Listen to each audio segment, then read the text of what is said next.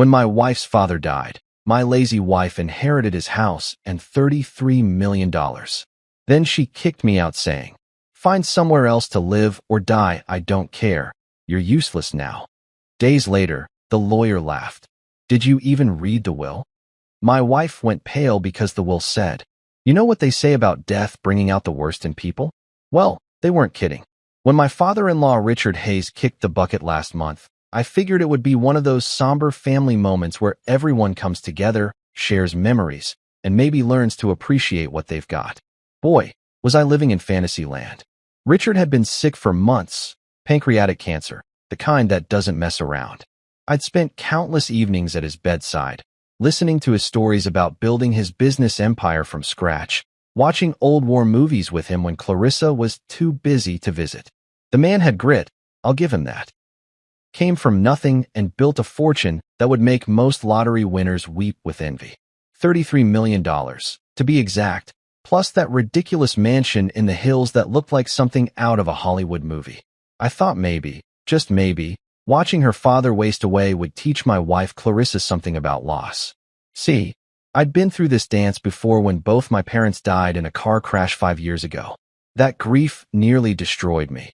The kind of soul-crushing pain that makes you question everything you thought you knew about life.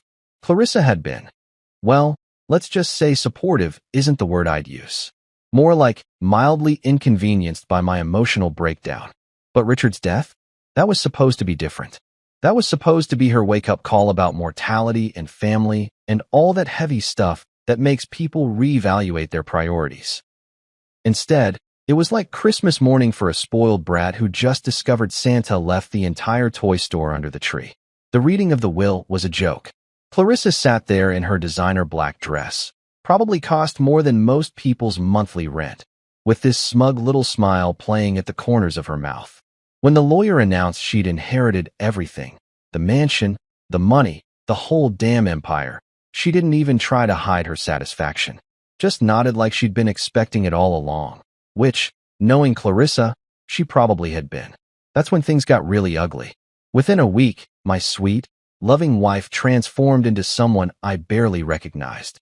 Gone was the woman I'd married 7 years ago, the one who used to laugh at my stupid jokes and steal French fries off my plate. In her place was this cold, calculating stranger who looked at me like I was something unpleasant she'd stepped in. The mansion became her kingdom, and I was suddenly the court jester who'd outlived his usefulness. She started making suggestions about how I should find my own path, now that she was financially independent. Because apparently, inheriting millions gives you the right to treat your spouse like expired milk. Then came that evening 3 weeks ago. I'll never forget it as long as I live. I was in what used to be our bedroom, folding laundry like some kind of domestic servant, when Clarissa walked in wearing this ice-cold expression that could have frozen hell over. "We need to talk," she said. And brother, those 4 words have never meant anything good in the history of marriage. I looked up from the pile of shirts, trying to read her face. "What's on your mind, babe?" That's when she dropped the nuclear bomb that obliterated what was left of our marriage. "Find somewhere else to live, or die? I don't care. You're useless now." Just like that. No build-up, no explanation. No, it's not you. It's me bullshit. Just pure, unadulterated venom delivered with the emotional warmth of a parking meter. I stood there for what felt like an eternity, holding one of her silk blouses in my hands, trying to process what I'd just heard. "Excuse me. You heard me, Darien. You're dead weight. I don't need you anymore. I have everything I want now, and you're just in the way." The words hit me like a sledgehammer to the chest. This was the woman I'd sacrificed everything for. The woman I'd worked 60-hour weeks to support while she found herself through yoga retreats and expensive hobbies. The woman I'd given up my own dreams for, turning down job opportunities and shelving my ambitions because her needs always came first. "Clarissa, what the hell has gotten into you? We're married. We took vows." "Oh, please." She waved her hand dismissively, like she was shooing away an annoying fly. "Those vows were made when I needed you." Things change. I've changed. My circumstances have changed. You haven't. Behind her, I caught a glimpse of her brother-in-law Marcus lurking in the doorway with this satisfied smirk on his face. He'd been hanging around more and more since Richard's death, whispering poison in Clarissa's ear about how she deserved better, how she was meant for bigger things. The guy had always resented that I'd married into the family, like I was some kind of gold digger who'd tricked his way into their precious bloodline. So that's it, I asked, my voice barely above a whisper. 7 years of marriage, and you're throwing me away like garbage? Don't be so dramatic. I'm giving you an out. A fresh start. Consider it a favor. A favor. She thought destroying my life was a favor. That night, while Clarissa was out celebrating her new independence with Marcus and their country club friends, I packed my entire life into 2 beat-up suitcases and a cardboard box full of photos and mementos. 7 years of shared memories, reduced to 3 containers that barely filled the trunk of my old Honda Civic. I took one last look around the mansion that had never really felt like home anyway. The marble floors, the crystal chandeliers, the pristine white furniture that screamed, "Don't touch anything." It was all hers now. The woman who'd once promised to love me in sickness and in health, for richer or poorer, had just proven those words meant absolutely nothing when push came to shove. As I loaded my pathetic belongings into the car, I couldn't help but think about all the compromises I'd made, all the pieces of myself I'd given up to make her happy. The promotion I'd turned down because it would have meant relocating. The friends I'd lost touch with because Clarissa didn't approve of them. The hobbies I'd abandoned because they weren't sophisticated enough for her social circle. And for what? To be discarded the moment I was no longer useful? The worst part wasn't even the betrayal. It was the casual cruelty of it all. She didn't even have the decency to pretend it was difficult for her. No tears, no apologies, no acknowledgement of what we'd shared. Just cold, calculated dismissal, like I was an employee being laid off from a job I'd never applied for. As I drove away from that mansion for what I thought would be the last time, I caught a glimpse of Clarissa in the rearview mirror, standing in the doorway with her arms crossed, watching me leave like she was making sure the garbage truck had properly collected the trash. That image burned itself into my memory. My wife of 7 years, the woman I'd loved more than life itself, making absolutely certain that the man she'd deemed useless was finally out of her perfect new life. I had no idea that in just a few short weeks, that same image would come back to haunt her in ways she never could have imagined. Let me tell you about rock bottom. It smells like industrial-strength disinfectant mixed with the broken dreams of every poor bastard who's ever checked into the Sunset Motor Lodge. And brother, I was now the latest addition to that illustrious club of life's spectacular failures. The place looked exactly like what you'd expect from a joint that charged $39 a night and had a flickering neon sign that only managed to spell out Sue ETMOL on a good day. The parking lot was a graveyard of beat-up cars and questionable life choices, and mine fit right in with the rest of the automotive disasters. The desk clerk, a guy who looked like he'd seen more action than a war correspondent and cared about as much, barely looked up when I stumbled through the door with my 2 suitcases and box of memories. He just slid a key across the counter and grunted something that might have been room 12 or move your car. Honestly, the guy's communication skills weren't exactly Harvard level. Room 12 turned out to be a masterpiece of budget hospitality. The carpet was this charming shade of "what the hell happened here?" and the wallpaper was peeling like a bad sunburn. The bed looked like it had been through more relationships than a Hollywood starlet, and the bathroom, well, let's just say I've seen crime scenes that were more inviting. But here's the kicker. This dump was paradise compared to the emotional wasteland I was living in. I collapsed onto that Saga mattress that probably predated the Clinton administration and just lay there, staring at the water stain on the ceiling that looked suspiciously like either Jesus or maybe a really sad duck. The silence was deafening, broken only by the occasional sounds of domestic bliss from the adjoining rooms. You know, the kind of bliss that involves a lot of shouting and what sounded like someone getting acquainted with the furniture. That's when Clarissa's parting gift really started to eat at me. Before I'd packed my life into storage containers, she'd tossed me a handful of cash like I was some street performer who'd just butchered a Beatles song. "Here," she'd said, not even looking at me.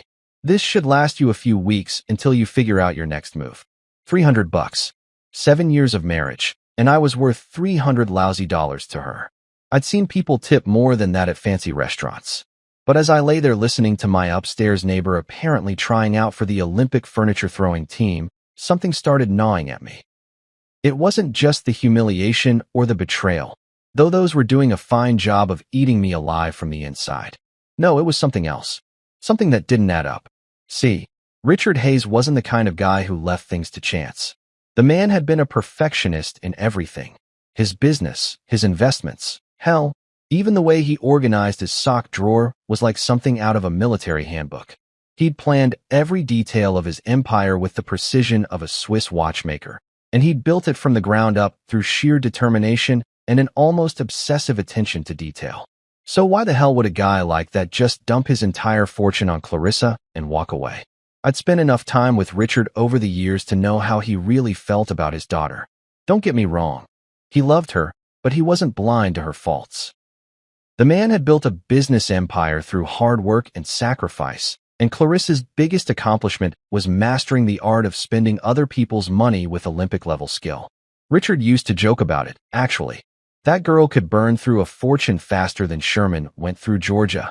He'd say with this mix of affection and exasperation that only a parent could manage.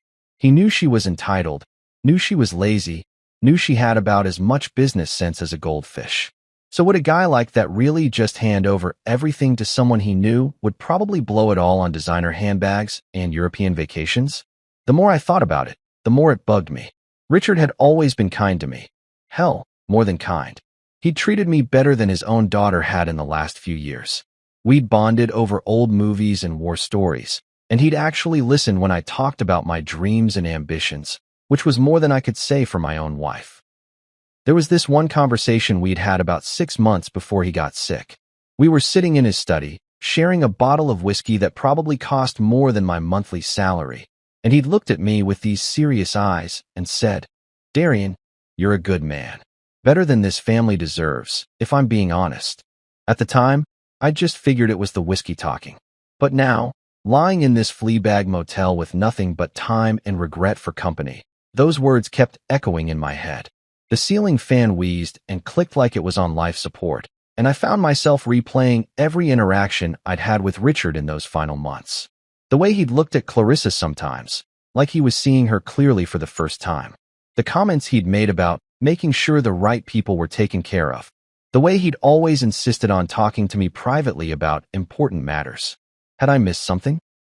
Had there been signs I was too caught up in my own misery to notice? By 3 in the morning, I'd managed to convince myself I was losing it. Grief and desperation were making me see conspiracies where there were none. Clarissa had inherited everything fair and square, and I was just the discarded husband looking for some kind of cosmic justice that didn't exist in the real world. But when dawn finally crawled through those moth-eaten curtains, bringing with it the cheerful sounds of traffic and human misery, I made a decision. Call it curiosity, call it desperation, call it the last pathetic gasps of a man who'd lost everything. I was going to find out the truth. With the few dollars I had left after paying for another night in paradise, I dug out my phone and looked up the number for Charles Whitmore, Richard's longtime attorney. The man had been handling the Hayes family legal affairs for over 20 years, and if anyone knew the real story behind Richard's will, it would be him. My hands were shaking as I dialed the number. This was probably going to be the most embarrassing phone call of my life. The pathetic ex-son-in-law fishing for scraps, hoping against hope that maybe there was some kind of mistake, some tiny loophole that might throw me a lifeline. But something deep in my gut told me this wasn't over. Richard Hayes had been too smart, too careful, too damn strategic to leave his life's work in the hands of someone he knew would destroy it. And if I was right, if there was more to this story than Clarissa's triumphant inheritance, then maybe, just maybe, the man she'd called useless was about to prove just how wrong she'd been. The phone rang once, twice, 3 times. When Charles Whitmore's receptionist finally answered, I took a deep breath and stepped into what I hoped wasn't just another dead end, but the beginning of something that might just change everything. Charles Whitmore's office was the kind of place that screamed old money from every mahogany-paneled surface. Walking through those doors felt like stepping into a different century, where handshake deals actually meant something and lawyers wore 3-piece suits because it was Tuesday, not because they were trying to impress anyone. The receptionist, a silver-haired woman who looked like she'd been guarding the gates of legal wisdom since the Eisenhower administration, informed me that Mr. Whitmore could see me immediately. That should have been my first clue that something was up. In my experience, lawyers don't just drop everything for broke guys who smell like cheap motel soap and desperation. But Charles? He greeted me like I was the prodigal son returning home for Christmas dinner. Darian, my boy. He practically jumped up from behind his massive desk, which was covered in more legal documents than a Supreme Court case. I've been trying to reach you for weeks. Your wife told me you'd left town. I stopped dead in my tracks. She told you what? Said you'd packed up and moved to, where was it? Arizona? Nevada? Somewhere out west, anyway. Said you wanted a fresh start after Richard's passing and didn't want to be contacted about any legal matters. The blood in my veins turned to ice water. That lying, scheming, backstabbing which had been intercepting my mail, screening my calls, basically erasing me from existence while she played queen of the castle. I should have been furious, but honestly, I was almost impressed by the sheer audacity of it all. Charles, I said, trying to keep my voice steady, I've been staying at the Sunset Motor Lodge about 15 minutes from here. I never left town, and I sure as hell never told anyone I didn't want to be contacted. The old lawyer's eyebrows shot up so high they practically disappeared into his hairline. He walked over to a filing cabinet that looked like it could survive a nuclear blast and pulled out a thick manila folder with Richard's name on it. Son, we need to talk. And I mean right now. He gestured to the leather chair across from his desk, the kind of chair that probably cost more than my car and felt like sitting on a cloud made of butter and good intentions. Charles settled behind his desk with the folder in front of him, looking at me like he was about to deliver news that would either make my day or ruin my life. Darian, what exactly did Clarissa tell you about her father's will? That she inherited everything. The mansion, the money, the whole $33 million empire. Pretty cut and dried, according to her. Charles made a noise that sounded like a cross between a chuckle and a snort. Cut and dried. That's rich. He opened the folder and pulled out what looked like the original will, thick, official-looking papers with more seals and signatures than a peace treaty. Let me ask you something, son. Did you actually see this alleged will? Were you present at the reading? I thought back to that day. Clarissa had come home from the lawyer's office practically glowing with satisfaction, waving some papers around like she'd just won the lottery. But now that I really thought about it, no, I admitted. She said it was family business. That since I wasn't a blood relative, I didn't need to be there. She brought home copies of some documents, but I never saw the actual will. Copies. Charles shook his head like I'd just told him I'd bought the Brooklyn Bridge from a guy in a trench coat. Of course she did. He turned the will around so I could see it, and my heart started pounding like I'd just run a marathon. Even upside down, I could see my name mentioned multiple times throughout the document.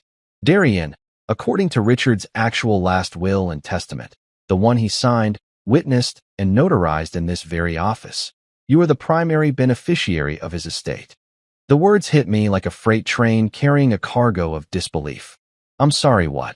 The mansion, 70% of his liquid assets, controlling interest in his business holdings. It's all yours, son. Every last penny of it.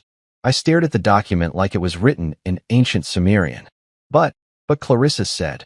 Clarissa was left $10 million, Charles continued, flipping through the pages. A very generous inheritance, mind you, but it came with conditions. What kind of conditions? Charles adjusted his reading glasses and found the relevant section.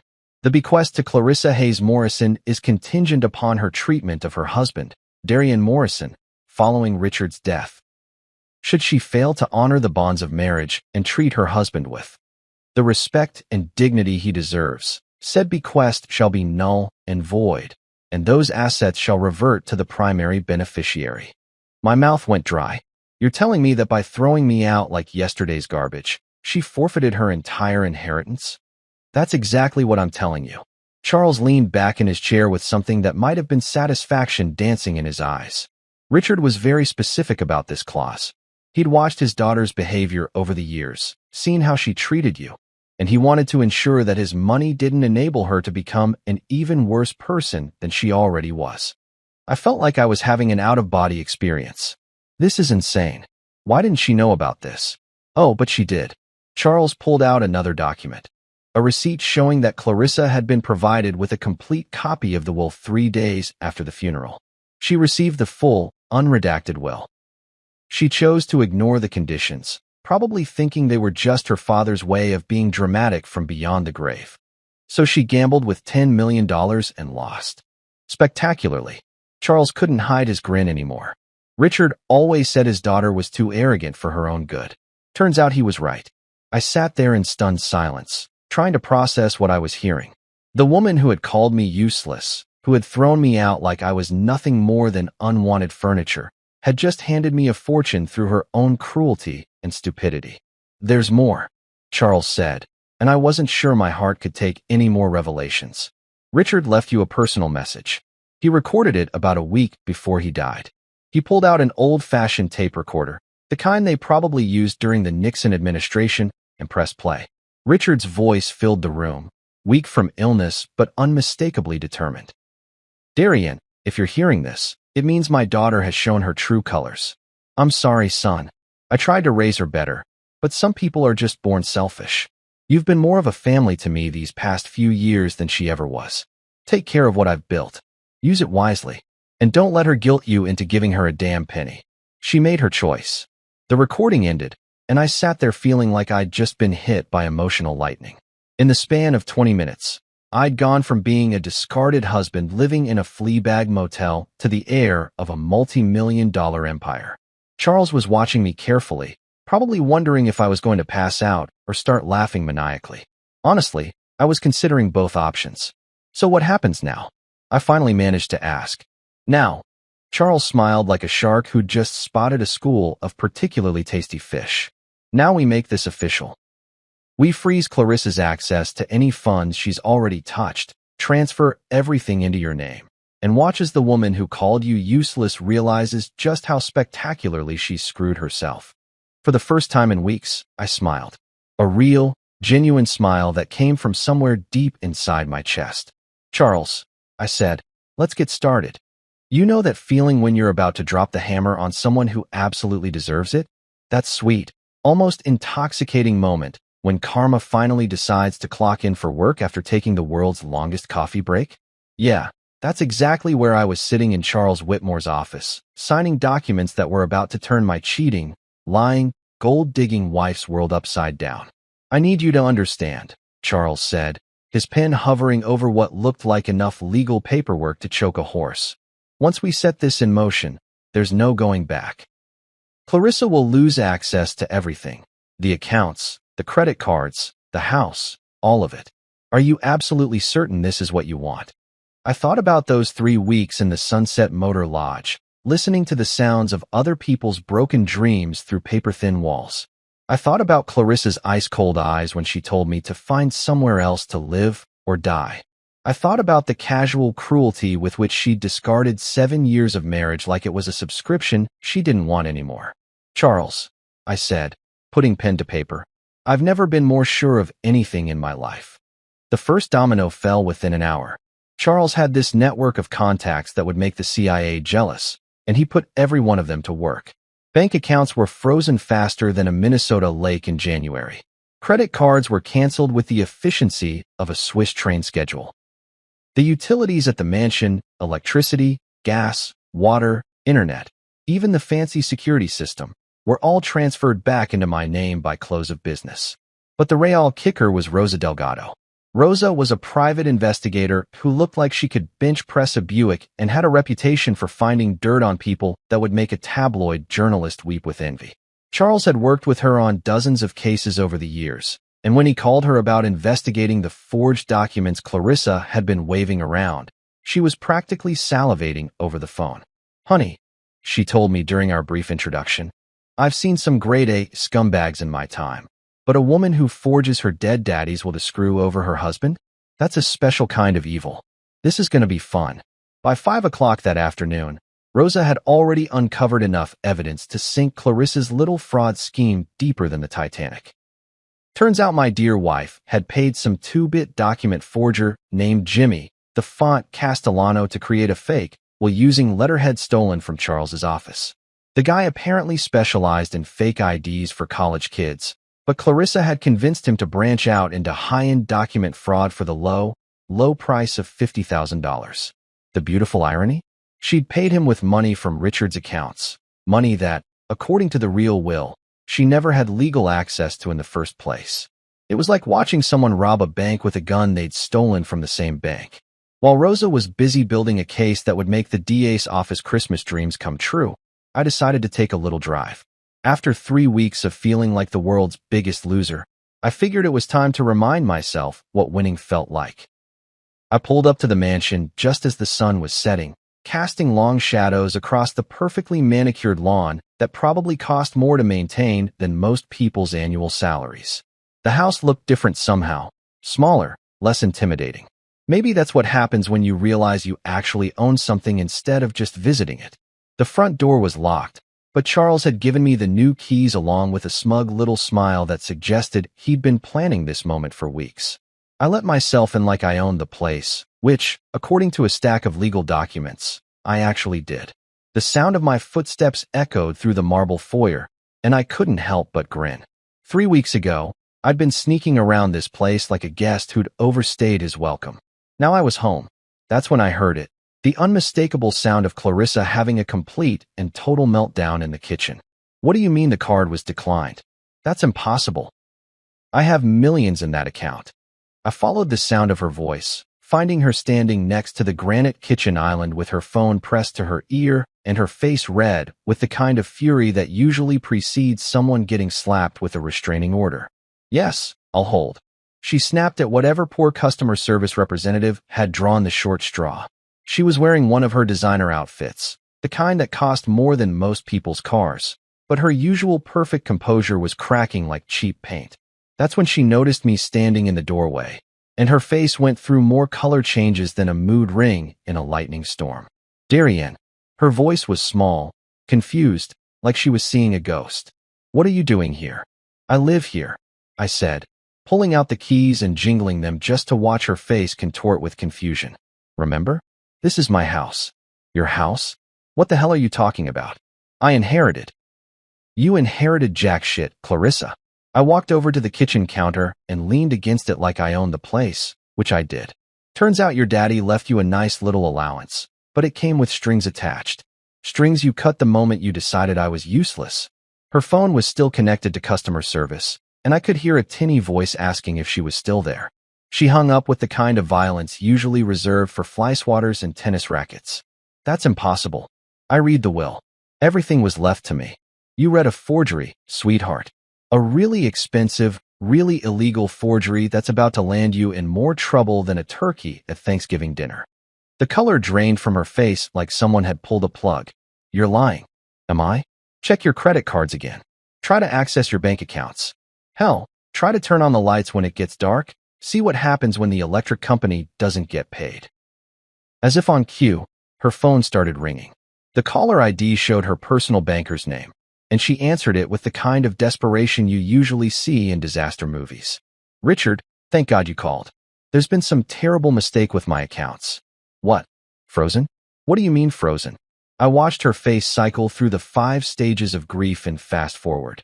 Denial, anger, bargaining, depression, and finally, a kind of stunned acceptance that suggested her brain was finally catching up to reality. But I'm Richard Hayes' daughter. I inherited. What do you mean I need to speak to my lawyer? She hung up and stared at me like I'd just grown a second head. For the first time since I'd known her, Clarissa was completely, utterly speechless. Here's the thing, babe, I said, savoring every word like fine wine. Your father knew exactly what kind of person you were. He left you $10 million, more money than most people see in 10 lifetimes, but only if you could manage to treat your husband like a human being for 5 minutes. You couldn't even do that. Her phone rang again, then again, and again. Every bank, every credit card company, every financial institution she'd been bleeding dry was suddenly very interested in having a conversation about her account status. I headed toward the door, then stopped and turned back to her. She was still standing there in shock, her phone buzzing with the sound of her entire financial world imploding. Oh, and Clarissa? I said, my hand on the doorknob. You might want to call a lawyer. A good one. Because forgery and fraud are felonies. And I hear orange really isn't your color. As I walked out of what was now officially my house, I could hear her screaming my name behind me. But for the first time in weeks, the sound of Clarissa's voice didn't fill me with dread. It sounded like music. 2 days. That's how long it took for Clarissa's carefully constructed world of luxury and entitlement to come crashing down like a house of cards in a hurricane. And let me tell you, watching it happen was better than Christmas morning, the Super Bowl, and finding $20 in an old jacket pocket all rolled into one beautiful, karma-soaked package. I'd been staying at a decent hotel downtown. Nothing fancy, but a hell of an upgrade from the Sunset Motor Lodge and its symphony of human misery. Charles had advanced me some funds from the estate, enough to get a room with actual hot water and a bed that didn't feel like it was stuffed with broken dreams and regret. The irony wasn't lost on me that I was using Clarissa's inheritance money to pay for my temporary accommodations. My phone had been ringing nonstop since the financial apocalypse began. Clarissa, her mother Eleanor, her worthless brother-in-law Marcus, even some of her country club friends. They were all calling with increasingly frantic messages that ranged from confused to desperate to downright threatening. I'd listened to a few of them just for the entertainment value, but mostly I just let them pile up like snow in a blizzard. The best one was from Clarissa herself, left at 2:30 in the morning on day one. Darian, there's some kind of horrible mistake. Daddy left everything to me, not you. You can't seriously believe that senile old lawyer over your own wife. Call me back immediately. We need to fix this before it gets out of hand. By day two, the tone had shifted considerably. Darian, please, you have to stop this insanity. I'm still your wife, for God's sake. Whatever Charles Whitmore told you, it's wrong. Daddy would never do this to me. He loved me. I was his little girl. That one actually made me laugh out loud. Richard's little girl, who couldn't be bothered to visit him during his final months unless she needed something. But I wasn't ready to face her yet. I needed time to process everything, to wrap my head around the fact that I'd gone from motel-dwelling reject to multimillionaire in the span of 48 hours. So I took a little vacation from reality, ordering room service and watching pay-per-view movies while Rosa Delgado and Charles Whitmore systematically dismantled every aspect of Clarissa's fraudulent little empire. Rosa called me with updates that were better than any soap opera. Your wife tried to withdraw cash from 3 different ATMs yesterday, she told me with obvious glee in her voice. When that didn't work, she went into the bank and made such a scene that they had to call security. Apparently, she demanded to speak to the president of the bank and accused them of conspiring against her. Please tell me someone got that on video. Honey, this is the digital age. Everything's on video. I've got enough footage to make a reality show called When Rich Girls Go Broke. Charles had been busy too, filing all the necessary paperwork to make the inheritance transfer official and working with the district attorney's office to build a fraud case against Clarissa that would make Al Capone's tax evasion charges look like a parking ticket. The beautiful thing about your wife, he told me during one of our daily check-ins, is that she's been so arrogant about this whole scheme that she left a paper trail a blind man could follow. She paid the forger with a check, for crying out loud. A check from Richard's account. But by the morning of day 3, I decided it was time to go home. Not to visit, not to negotiate, not to see if we could work things out like some kind of delusional marriage counselor might suggest. I was going home to claim what was rightfully mine and to look my lying, cheating, fraud-committing wife in the eye while I did it. The mansion looked different in the morning light, less intimidating, more like what it actually was, my house. I used my key to walk through the front door like I owned the place, which I did, and found Clarissa exactly where I expected her to be. In the living room, surrounded by empty wine bottles and tissues, looking like the aftermath of a very exclusive natural disaster. She'd clearly been crying for hours, maybe days. Her usually perfect hair looked like she'd been through a blender, her designer makeup was streaked down her face like war paint, and she was wearing the same clothes from 2 days ago, which for Clarissa was like showing up to church in a bikini. When she saw me, she practically launched herself off the couch with the kind of desperate energy you usually see in zombie movies. Darian, thank God you're here. I've been trying to reach you for days. There's been this terrible mistake, and we need to fix it right now before everything gets completely out of control. I stayed by the doorway, keeping a safe distance between myself and the woman who was quickly transforming from ice queen to hot mess. There's no mistake, Clarissa. Everything's working exactly the way it's supposed to. No, she said, shaking her head like she could will reality to change through sheer stubbornness. Daddy left everything to me. I'm his daughter, his blood. You were just married into the family. Just married into the family. I repeated, letting the words hang in the air like smoke from a house fire. Is that what I was to you? Just some outsider who happened to put a ring on your finger? That's not what I meant. But her eyes said otherwise. I meant that, legally speaking, blood relations usually get screwed over by their own greed. I finished for her. Your father knew exactly what kind of person you were, Clarissa. He gave you a choice. Treat your husband with basic human decency and inherit $10 million. Or be the selfish, cruel person you've always been and get nothing. You chose nothing. That's when she tried a different approach. The waterworks kicked into high gear, and suddenly she was the grieving daughter who'd just lost her father and couldn't understand how the world could be so cruel to her. I'm still your wife, she whispered, moving closer with those big, tear-filled eyes that had probably gotten her out of trouble since she was 5 years old. We took vows, Darian. For better or worse, remember? In sickness and in health. I remember, I said, pulling out my phone and opening the voice recording app. I also remember you telling me to find somewhere else to live or die because I was useless. Would you like to hear it again? I pressed play, and her own voice filled the room with all the warmth and compassion of a glacier. Find somewhere else to live or die. I don't care. You're useless now. The sound of her own cruelty playing back to her was like watching someone get slapped by their own reflection. She stood there frozen, listening to herself destroy our marriage with surgical precision. That wasn't. I was upset. I wasn't thinking clearly. You can't judge our entire marriage based on one moment. I laughed, and it wasn't a pleasant sound. Clarissa, you spent 3 weeks treating me like garbage. You told everyone I'd left town so they wouldn't contact me about legal matters. You forged legal documents and committed fraud. This wasn't one moment. This was who you really are when you thought you held all the cards. That's when I pulled out the recording device Charles had given me, the one with Richard's message. I set it on the coffee table between us like I was placing evidence at a crime scene. Your father left you something else besides that inheritance you threw away, I said, pressing play. Richard's voice filled the room, weak from illness but strong in conviction. Darian, if you're hearing this, it means my daughter has shown her true colors. I'm sorry, son. I tried to raise her better, but some people are just born selfish. You've been more of a family to me these past few years than she ever was. Clarissa collapsed back onto the couch like someone had cut her strings. The sound of her father's disappointment, his clear preference for me over her, hit her harder than any legal document ever could. He can't have meant that, she whispered. He was sick. He wasn't thinking clearly. He was thinking clearly enough to set up a will that protected me from exactly what you did to me, I said. He knew you'd show your true colors the moment you thought you had power over me. And you did exactly what he expected. For the first time in our entire marriage, I was the one in control. I was the one with the power, the money, the upper hand. And Clarissa, the woman who had called me useless and thrown me away like garbage, was the one begging. It was the sweetest feeling I'd ever experienced.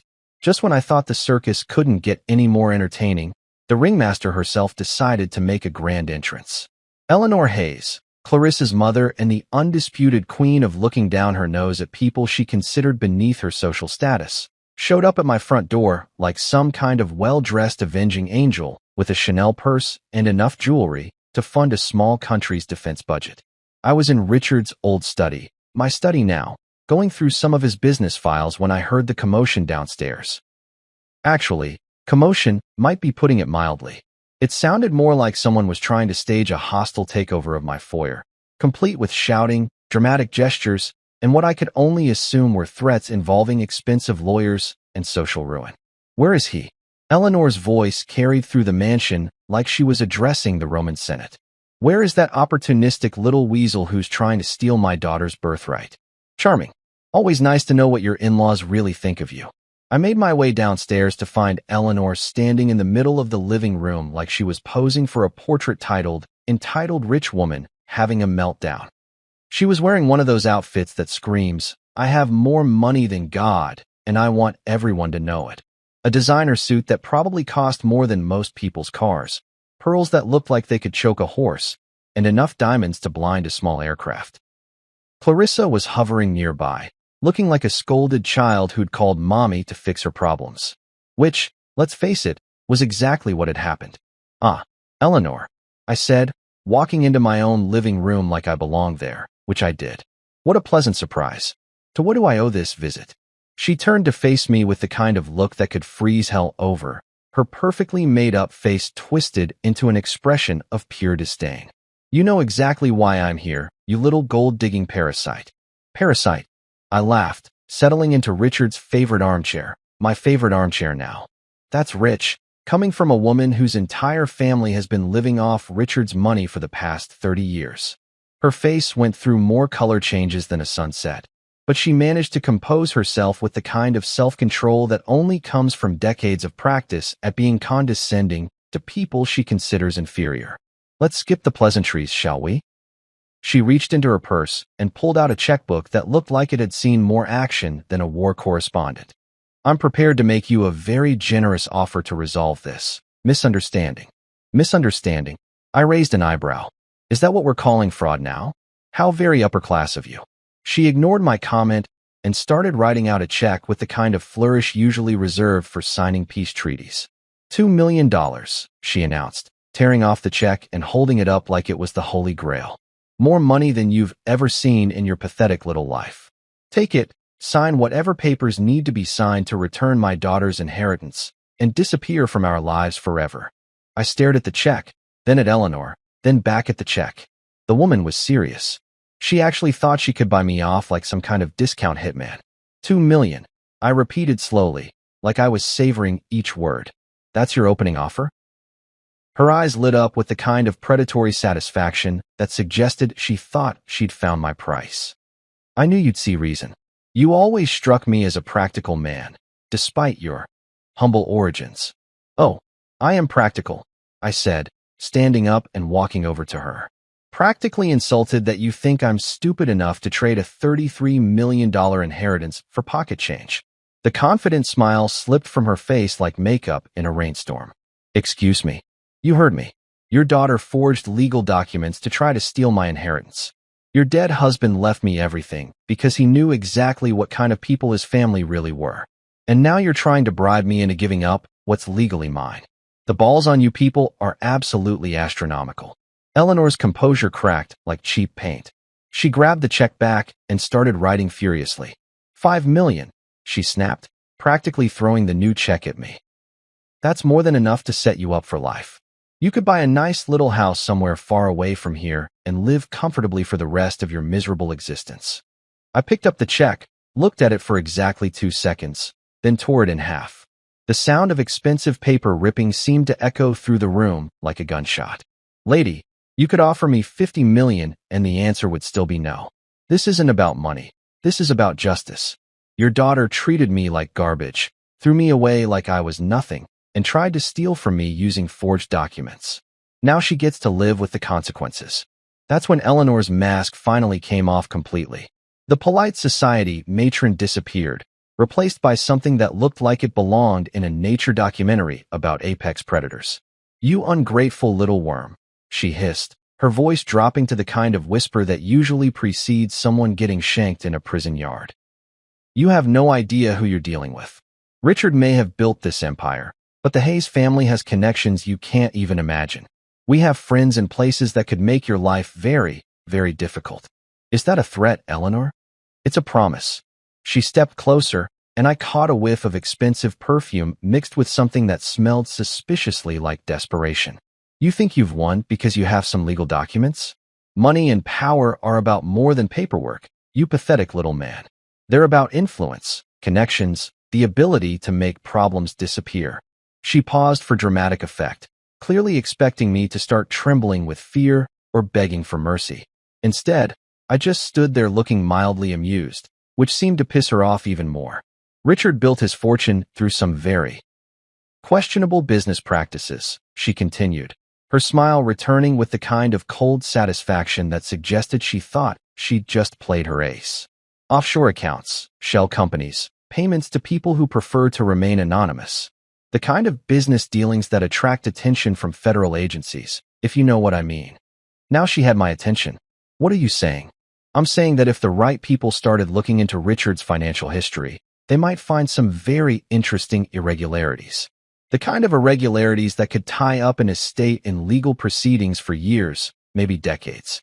The kind that could result in asset forfeiture, criminal investigations, maybe even prison time for anyone foolish enough to benefit from ill-gotten gains. My blood ran cold.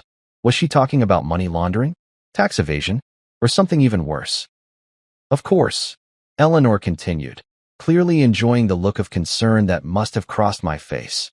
These are just rumors. Whispers. The kind of thing that would never see the light of day if reasonable people could reach a reasonable agreement. She pulled out her checkbook again, this time writing with slow, deliberate strokes. $10 million, she said, holding up the check like it was a peace treaty. Take the money, sign the papers, walk away clean. Because if you don't, I promise you'll spend the rest of your life wishing you had. I stared at the check, then at Eleanor's smug face, then at Clarissa, who was watching this whole exchange like it was a tennis match where her entire future depended on the outcome. For the first time since this whole mess started, I felt a flicker of doubt. What if Eleanor was telling the truth? What if Richard's empire really was built on something illegal? What if I was about to inherit a fortune that would destroy my life instead of saving it? But as I stood there in that room, surrounded by the wealth and luxury that Richard had built through decades of hard work, I realized something important. Eleanor Hayes was desperate. Desperate people say desperate things, make desperate threats, and desperate promises. And if there's one thing I'd learned from my years of being married into this family, it's that desperate rich people are often the most dangerous kind. Eleanor, I said finally, my voice steady despite the tornado of doubts swirling in my chest. I think it's time for you to leave my house. Her face went white with rage. Your house? This will never be your house, you pathetic. Get out, I said, walking to the front door and holding it open. Now, as she stormed past me, her pearls clicking together like angry castanets, she stopped and turned back one last time. This isn't over, she whispered. Not by a long shot. And as I watched her drive away in her ridiculously expensive car, I couldn't shake the feeling that she might be right. Eleanor's threats echoed in my head like a bad song you can't shake, the kind that plays on repeat until you want to take a sledgehammer to your radio. After she'd stormed out of my house with all the dignity of a pissed-off peacock, I found myself standing in Richard's study, my study, staring at filing cabinets full of business documents that suddenly felt less like treasure chests and more like potential Pandora's boxes. Was I sitting on a fortune built from blood money?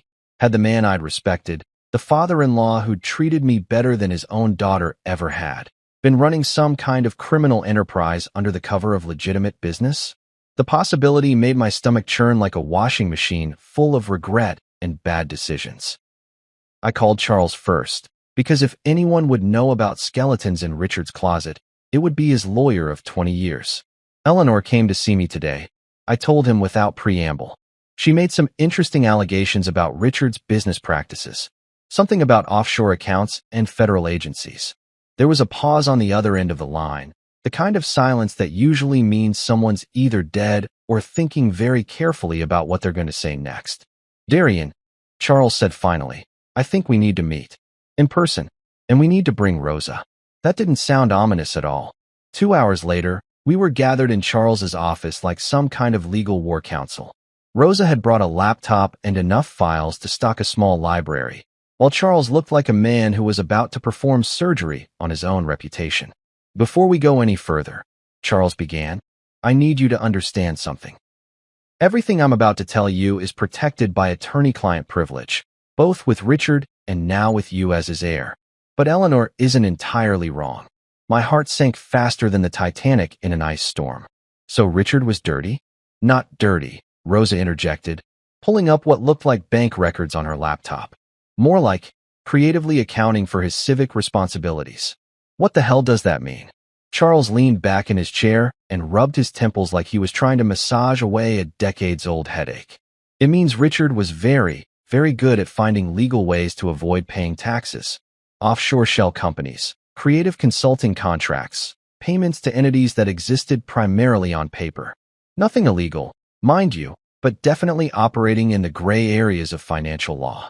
Rosa turned her laptop around so I could see the screen. It showed a web of interconnected companies with names like Hayes International Consulting and Meridian Holdings LLC and Apex Strategic Solutions. The kind of generic business names that sound important but don't actually tell you what the hell they do. Your father-in-law was brilliant, she continued. He set up a network of companies that basically allowed him to shuffle money around like a three-card money dealer, always staying just on the right side of legal while minimizing his tax obligations to the point where the IRS probably wanted to send him a thank you card for the creative accounting lessons. I stared at the screen, trying to make sense of the financial spiderweb Richard had apparently spent decades weaving. So this is all legal? Technically? Yes, Charles said. Ethically questionable? Absolutely. The kind of thing that would attract unwanted attention from federal agencies if someone decided to make noise about it? You bet. That's when it hit me. Eleanor wasn't threatening to expose criminal activity. She was threatening to expose aggressive tax avoidance strategies that, while legal, would tie up Richard's estate in investigations and audits for years. She was trying to make my inheritance so toxic that I'd walk away just to avoid the hassle. So what you're telling me, I said slowly, is that Richard was basically a financial ninja who figured out how to legally screw the government out of tax money, and Eleanor's threatening to rat him out to cause me headaches? In layman's terms? Pretty much, Rosa grinned. Your father-in-law was playing 4D chess, while everyone else was playing checkers. But something still bothered me. If this is all above board, why would Eleanor think it could destroy me? Why would she be so confident that exposing it would get me to back down? Charles and Rosa exchanged a look that made my anxiety spike like a heart monitor in an emergency room. Because, Charles said carefully, there's one more thing you need to know. He pulled out another folder, this one thicker than the others and sealed with enough legal tape to suggest its contents were either extremely important or extremely dangerous. 3 months before Richard died, he came to see me, not about his will, not about his medical condition, but about this. He gestured to the sealed folder. He said he'd been contacted by someone from the Treasury Department, someone asking questions about his business practices. The room suddenly felt about 20 degrees colder. What kind of questions? The kind that suggests someone had been looking very closely at his financial activities for a very long time, Rosa said. The kind that suggests maybe Richard's creative accounting had finally attracted the wrong kind of attention. But here's the thing, Charles continued, breaking the seal on the folder with the solemnity usually reserved for reading last rites. Richard wasn't worried about the investigation. In fact, he seemed almost relieved. He pulled out a stack of documents that looked official enough to make my palms sweat. Treasury Department letterhead, FBI insignias, the kind of government paperwork that either means you're about to get a medal or about to get arrested. Darian, Charles said, looking me straight in the eye, Richard had been working with federal authorities for over 2 years. Everything you're inheriting, the money, the businesses, all of it, was part of an authorized operation to track down actual money launderers and tax evaders. I felt like someone had just told me that gravity was optional and the sky was actually purple. You're telling me Richard was an undercover agent? Not exactly, Rosa said, taking over the explanation with the kind of enthusiasm that suggested she'd been dying to tell this story. More like a very well-compensated informant. The Fed suspected that some of Richard's business associates were using similar shell company setups for actual criminal purposes, drug money, human trafficking, the really nasty stuff. They needed someone on the inside who understood how these financial networks operated. She pulled up another screen on her laptop, this one showing what looked like an organizational chart that would make a conspiracy theorist weep with joy. For 2 years, Richard fed information to the Treasury Department and the FBI about suspicious financial activities in his business circles. Every questionable transaction, every shady deal, every offshore account that smelled fishy, he documented it all and handed it over to the authorities. Charles leaned forward, and for the first time since I'd known him, the old lawyer looked genuinely excited. The beautiful part is that Eleanor has no idea.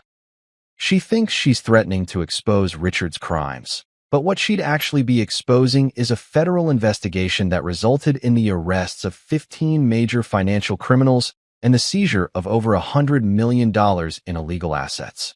I sat there in stunned silence, trying to process the fact that my supposedly crooked father-in-law had actually been Batman in a business suit, fighting financial crime from the inside, while maintaining the perfect cover of a slightly shady businessman.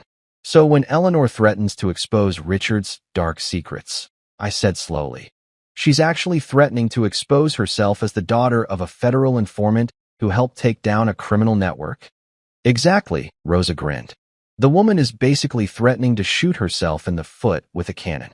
But even as relief washed over me like a cool breeze on a hot day, another thought occurred to me. If Richard was working with the feds and Eleanor doesn't know about it, then she's about to walk into a trap of her own making. Charles finished. And we're going to let her. For the first time in days, I smiled. A real, genuine, from the bottom of my soul smile. My father-in-law hadn't just left me a fortune, he'd left me a legacy of justice. And his family was about to learn that some games are rigged from the start. You know what they say about the best-laid plans of mice and men? Well, sometimes those plans involve wearing a wire to dinner with your lying, scheming ex-wife and her equally crooked mother while federal agents listen in from a van parked outside your house. Not exactly what I'd pictured when I signed up for marriage 7 years ago, but life has a funny way of throwing you curveballs when you're expecting fastballs. After discovering that Richard had been working with the feds, Charles made a phone call that changed everything. Within 6 hours, I was sitting across from Agent Sylvia Martinez of the FBI, a woman who looked like she could bench press a Buick and had the kind of no-nonsense attitude that made you want to confess to crimes you'd never even thought about committing.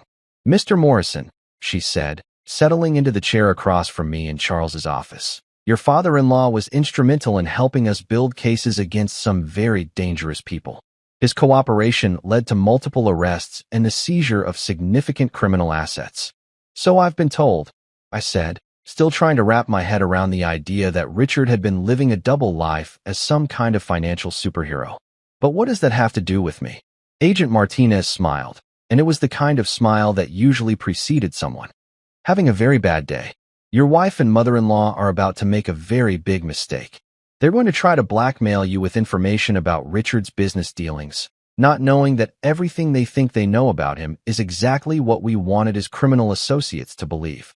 She pulled out a small device that looked like something out of a spy movie, the kind of wire that probably cost more than my old car and was about as sophisticated as a NASA satellite. "We'd like you to wear this during your next conversation with them. Let them make their threats. Let them try to extort you. Let them dig themselves deeper into a hole they don't even know they're standing in." I stared at the device like it might bite me. "You want me to set up my own wife?" "Mr. Morrison, your wife forged legal documents, committed fraud, and is now attempting to extort money from you using false information about federal investigations. She set herself up. We're just giving her enough rope to hang herself with."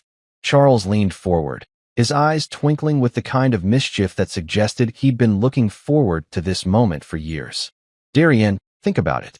Clarissa threw you away like garbage when she thought she had all the power. Now she's about to discover what real power looks like."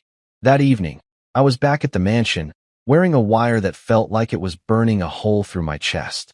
The FBI surveillance van was parked 3 houses down, disguised as a cable repair truck. Agent Martinez and her team were listening to every word through equipment that could probably pick up a whisper from orbit. Right on schedule, Clarissa and Eleanor showed up at my front door like a pair of well-dressed vultures circling a particularly appetizing carcass. They'd clearly coordinated their outfits. Eleanor in her usual armor of pearls and entitlement, Clarissa in a black dress that was probably supposed to make her look grieving and sympathetic, but mostly just made her look like she was attending her own funeral. "Darian," Clarissa said as I let them in. "Thank you for agreeing to see us. I know things have been difficult between us lately." "Difficult," I repeated, leading them into the living room. "Is that what we're calling attempted fraud now?" Eleanor shot me a look that could have frozen hell over twice. "Let's dispense with the hostile theatrics, shall we? We're here to discuss a mutually beneficial arrangement." They'd brought a briefcase, an actual briefcase, like we were conducting some kind of arms deal in a Cold War spy novel. Eleanor set it on the coffee table with the kind of ceremony usually reserved for signing peace treaties. "Inside this case," she announced with all the drama of a game show host, "are copies of documents that prove your precious Richard was involved in some very questionable business practices. Money laundering, tax evasion, payments to entities that the IRS would find very, very interesting. She opened the briefcase to reveal stacks of papers that looked official enough to fool someone who didn't know any better. Bank statements, wire transfer records, correspondence with shell companies. It was an impressive collection of evidence that would have been devastating if it weren't exactly what the federal government had wanted Richard's associates to see. These documents, Clarissa chimed in, clearly reading from a script they'd rehearsed, could tie up Daddy's estate in federal investigations for decades. Every penny you think you've inherited could be frozen, seized, or forfeited as the proceeds of criminal activity. I played my part perfectly, letting my face show just enough concern to keep them talking. What exactly are you proposing? A simple trade, Eleanor said, pulling out a contract that looked like it had been drafted by the devil's own legal team. You sign over the estate to Clarissa, we make these documents disappear forever, and everyone walks away clean. And if I refuse? Eleanor's smile was sharper than a surgeon's scalpel. Then copies of these documents find their way to the IRS, the FBI, the Treasury Department, and every financial crimes unit on the Eastern Seaboard. Your life becomes a living hell of audits, investigations, and legal fees that would bankrupt a small country. Clarissa leaned forward with the kind of fake sympathy that made my skin crawl. We don't want to hurt you, Darien. We're trying to protect you from something that could destroy your life. Take the settlement, walk away with enough money to live comfortably, and forget this whole nightmare ever happened. How much? I asked, making my voice sound defeated. $5 million, Eleanor said promptly. More than generous for someone in your position. My position? Someone who's about to inherit a criminal empire, Clarissa said, her mask slipping just enough to show the venom underneath. Someone who's too stupid to realize that he's walking into a trap that could land him in federal prison. That was the moment I knew they'd sealed their fate. Extortion, threats, conspiracy to commit fraud. Agent Martinez was probably taking notes faster than a court stenographer on amphetamines. You know what? I said, standing up and walking to the window where I could see the fake cable truck in the distance. I think I need some time to consider your generous offer. Time. Eleanor's voice rose to the kind of pitch usually reserved for dog whistles. You don't have time. Every day you delay increases the risk that someone else discovers what we know. Maybe a week, I said, turning back to face them. Just to get my affairs in order, make sure I understand all the implications. That's when Eleanor lost it completely. The polite society matron vanished, replaced by something that belonged in a nature documentary about predatory reptiles. You listen to me, you ungrateful little parasite, she hissed, standing up so fast she knocked over her chair. We're offering you a way out of this mess, and you're going to take it. Because if you don't, I will personally make sure that your pathetic life becomes a living nightmare. I have friends in the federal government, friends who owe me favors, friends who would be very interested to know about Richard's criminal activities. Criminal activities, I repeated calmly, such as money laundering. Clarissa practically shouted. Tax evasion, conspiracy, fraud. Everything in that briefcase proves that Daddy was a criminal, and you're about to inherit the proceeds of his crimes. That's when the front door burst open like something out of an action movie. Agent Martinez and 3 other federal agents swept into the room with the kind of coordinated precision that suggested they'd done this dance before. FBI, Martinez announced, her weapon drawn but pointed at the floor. Everyone stay where you are. The look on Eleanor's face was priceless, like she'd just discovered that gravity was optional and she was about to fall upward into space. Clarissa actually screamed, a high-pitched sound that probably scared every dog in a 3-block radius. Eleanor Hayes, Martinez continued, producing handcuffs with the kind of professional efficiency that suggested she really enjoyed her job. You're under arrest for attempted extortion, conspiracy to commit fraud, and obstruction of a federal investigation. Obstruction? Eleanor sputtered as the cuffs clicked into place. What federal investigation? The one your husband was helping us conduct for the past 2 years, Martinez replied with obvious satisfaction. The one that resulted in multiple arrests and significant asset seizures. The one you just tried to blackmail his heir about. Clarissa was next, her cuffs applied while she screamed about lawyers and constitutional rights, and how this was all a terrible mistake. But as they led her toward the door, she turned back to me with a look of pure, undiluted hatred. You set us up, she spat. You betrayed your own wife. I looked her straight in the eye as Agent Martinez read her rights. Clarissa, you tried to erase me from existence. You forged legal documents, committed fraud, and then tried to extort me when that didn't work. I didn't betray you. I just let you hang yourself with your own rope. As they loaded my ex-wife and her mother into the back of federal vehicles, I couldn't help but think about that first night in the Sunset Motor Lodge when I'd thought my life was over. Turned out it was just beginning. The federal courthouse looked like something out of a legal drama. All marble columns and imposing architecture designed to make you feel simultaneously awed by the majesty of justice and terrified that you might be on the wrong side of it. I was sitting in Agent Martinez's office 3 days after the arrests, watching her flip through a file thick enough to stop a small caliber bullet while she explained exactly how deep this rabbit hole went. Your wife and mother-in-law. She began with the kind of satisfaction usually reserved for people who've just solved a particularly difficult crossword puzzle, managed to confess to multiple federal crimes in under 10 minutes. It's actually impressive in its own way, like watching someone set a world record for self-destruction. The recording of that night played on her computer, and hearing Clarissa's voice admitting to forgery and extortion felt surreal, like watching a movie where the villain accidentally confesses to everything while thinking they're being clever. But here's what they didn't know, Martinez continued, pulling out another folder that looked even more official than the last one. What nobody knew, except for me, my direct supervisor, and Richard himself. She opened the folder to reveal photographs, surveillance reports, financial records, and what looked like enough documentation to write a novel about financial crime in America. At the center of it all was Richard's face, looking exactly like the man I'd known, serious, determined, and apparently living the kind of double life that would make James Bond jealous.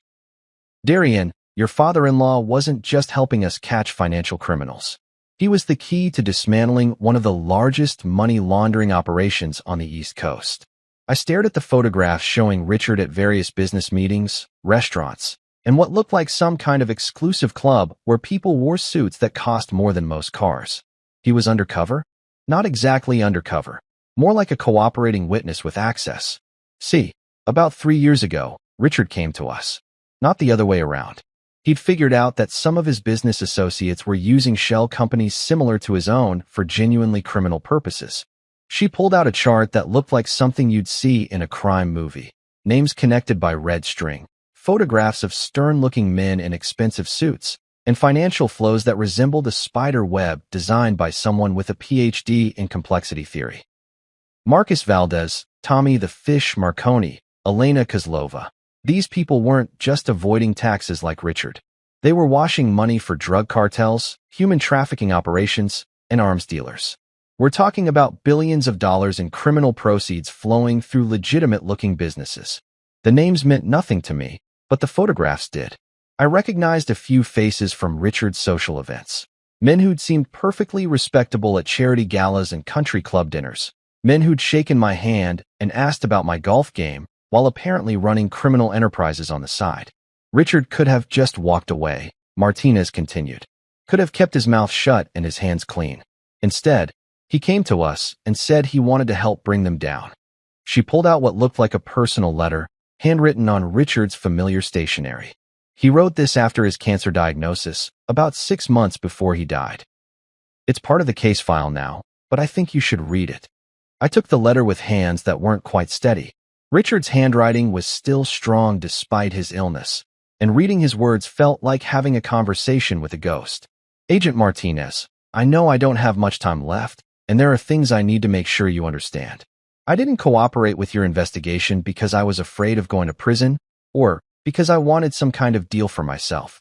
I did it because I realized that my pursuit of financial advantage had put me in the same circles as genuinely evil people, and I couldn't live with myself if I didn't try to stop them. Asterisk. I've built a fortune through legal but ethically questionable means. I won't pretend otherwise. But these people, Valdez, Marconi, the others, they profit from human suffering in ways that make my tax avoidance look like jaywalking. If my information can help put them behind bars, then maybe some good can come from the mistakes I've made. Asterisk. I'm leaving everything to Darian because he's the only person in my family who has genuine integrity. My daughter has become everything I hoped she wouldn't: entitled, cruel, and willing to hurt others for personal gain. My wife Eleanor has enabled that behavior for years.